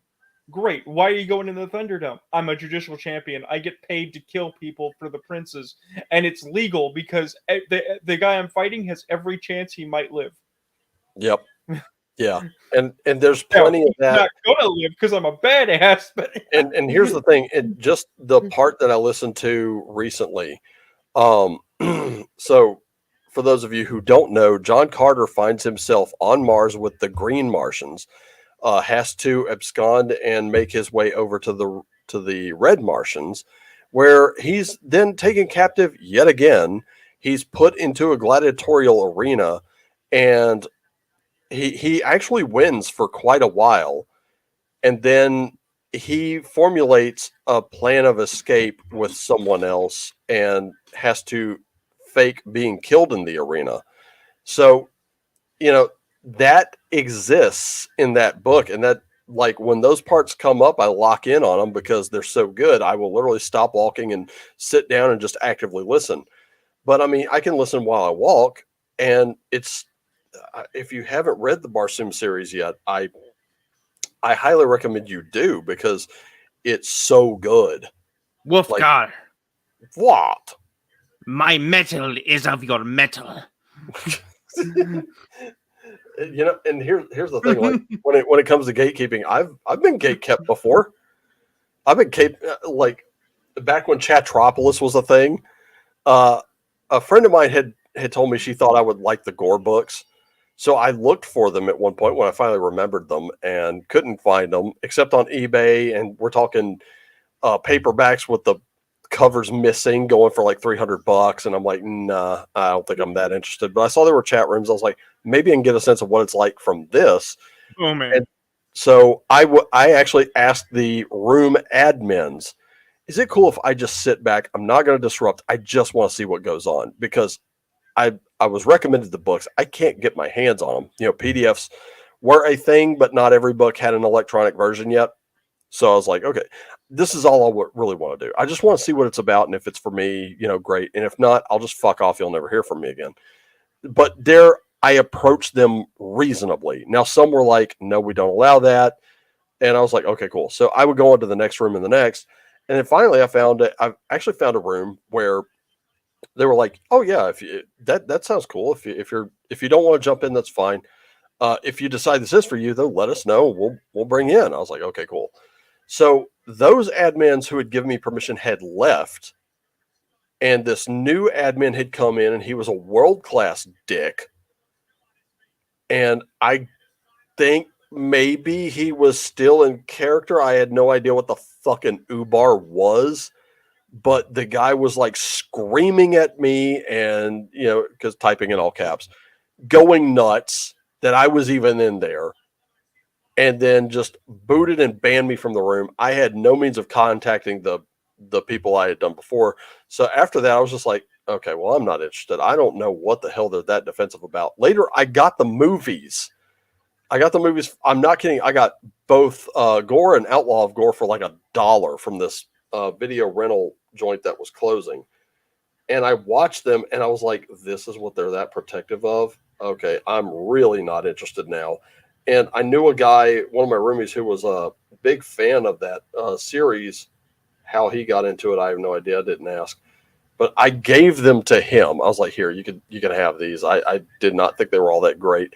Turns out Mystery Science Theater 3000 would riff on them later, and I was like, yeah, those movies kind of deserve that. But I mean, the movies, yes, but like, talk to Grim Jim. Grim Jim knows all about that stuff. Oh, Grim Jim, yeah. I mean, the guy wrote RPG supplements for it, and that's all fine and good. I did, though, to be fair, I do have the books. I think I read the first two, and I was like, okay, these are better, but I don't think it's really my thing. Well, and since then, I've been invited to join, like when I first got into Second Life. Oh, you really should come to Gore. Not my thing. well, And I noticed that, like, Gore itself has a very toxic section of people that are in it, but I don't fault the whole of them. I just, like, it's not for me. Okay. In our last minute here, because we're now over. I want to. This is the perfect place to throw out the controversial opinions that are going to make people mad. I also love Berserk. Okay. And I love the fact that it's science fiction from an era when we didn't have the same full understanding of science fiction. Like, if they tried to do Barsoom today, the reason it doesn't work is we know too much about Mars and math and space, right? Yep. So people can't just indulge in the idea that on Mars there are vast canals of an ancient civilization that is dying because the oxygen generating machines no longer work because they've slipped into barbarism. Right, but one of those facets that's very contentious and makes people very upset with me is I'm like, Barsoom doesn't work without the racism, and they're like, what? Ooh. What? Ooh. I'm like, no, you got to understand. You have a setting where the green Martians hate the red Martians, and the red Martians are noble savages beset on all sides by blue Martians who are cannibalistic psychopaths, yellow Martians who are literally the yellow menace, and remember that all Martians descend from the river where a black Martian was hatched from an egg. Martians are hatched from eggs, and the black Martians are the first Martians. It's bizarre. It's weird. It's wacky. It's stupid. You can't do it without the stupid, and that means you have to accept just a little bit of racism because it's so fantastically racist that it's laughable. And nobody's saying that you have to accept racism in real life. Yeah, no. All of these belief systems are wrong. And remember that other thing that they kind of glossed over.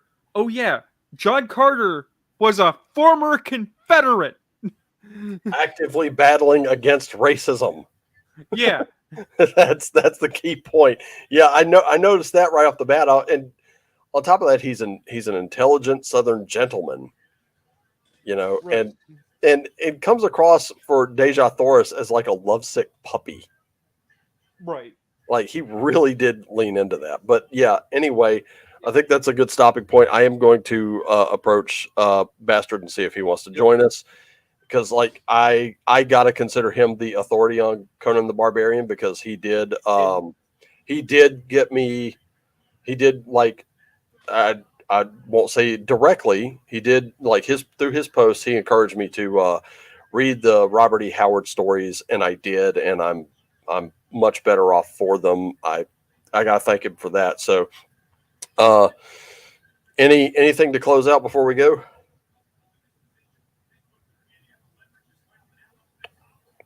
Hello. Oh shit, he's muted. Why are you muted today, big boy? The fuck? The hello? You ought to never get the Juanito. What, you want to close out? Come here. Well, do you want to get up or not? Come here. Come up. Come here. Gotcha. You want to say anything to the people before we leave? Want to say something? Want to say something to the fans? Come on, bub, say something. You've been messing with me all throughout this, and it's not right. It's not right, bud. Are you mad because I won't let you play D&D with me? You have paws. You're incapable of rolling dice. So. Talking to the cat. Yeah, I've got him cradled in my arms right now. He keeps meowing at me, so I'm like, "What? You want to say something before we go?" And he's declined. Apparently, he's gonna run now. I, for one, welcome our feline overlords. And everybody's saying hi to you right now, and you're just going to walk away. You're going to act like that much of a dick. Okay, fine, whatever. Look, now he's going to say the, something. look, the obvious answer is we need a Free Bastard second edition with a bit more focus on actually being anthropomorphic. Because I have Free Bastards. I'm not really a fan of the result. And the module is about the evil cat conspiracy to take over the world. Ah, okay. So, Oh, yeah, he's a cat. That's definitely true. cat. But anyway, I did ask and didn't see that you were muted. But anything to close out with? Nope. I mean, we glabbered about most of the things that I would have rambled about. All right. I'm sure you and I will have other things to goob at. I do need to bother you with a thing, but we gotta get out of here. Yeah. All right. So everybody, thank you for joining us. Thank you for sticking around. Definitely spread the word, because Ryan and the peeps at Nerdcognito are giving stuff away. Cats taking over the world. That's not a conspiracy. That's actually happening. And let me tell you something right now. The cats are in control. They have been in control since the days of the Phoenicians. Ancient Egypt never fell. Ancient Egypt is just a cat-based dynasty that's going on forever. It's been slumbering the whole time. It's right in front of you. So that's my Alex Jones impression. Since Bill Sylvie did one, I felt like I should do one. You know, at the other podcast, we had an interview with BC14, the guy that did Trump versus the Illuminati and Bigfoot versus aliens and stuff like that. Right. I should see if we can poke him and be like, hey, you need to do a one of your movies about the evil cat conspiracy to take over the earth. Well, Bigfoot versus cats. This is something. I'll close out with this story because I think everybody's going to enjoy it. There was a little incident at work, and one of my coworkers, I found out, is a colossal fan of elbow macaroni and cheese with the white cheddar cheese. Me, I never gave it a thought. I know we carried it. We don't anymore.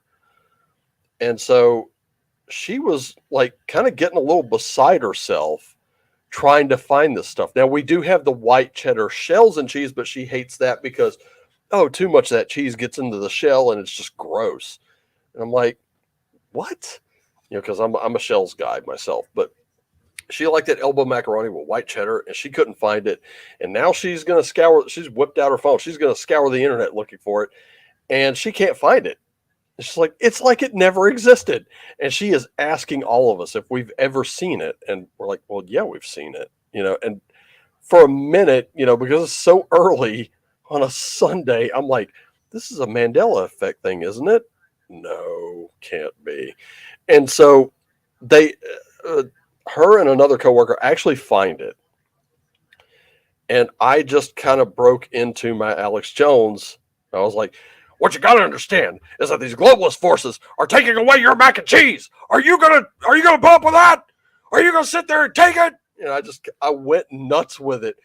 Every one of my coworkers but her were laughing hysterically, and I kept doing it all day. I wouldn't let her live it down. It was hysterical.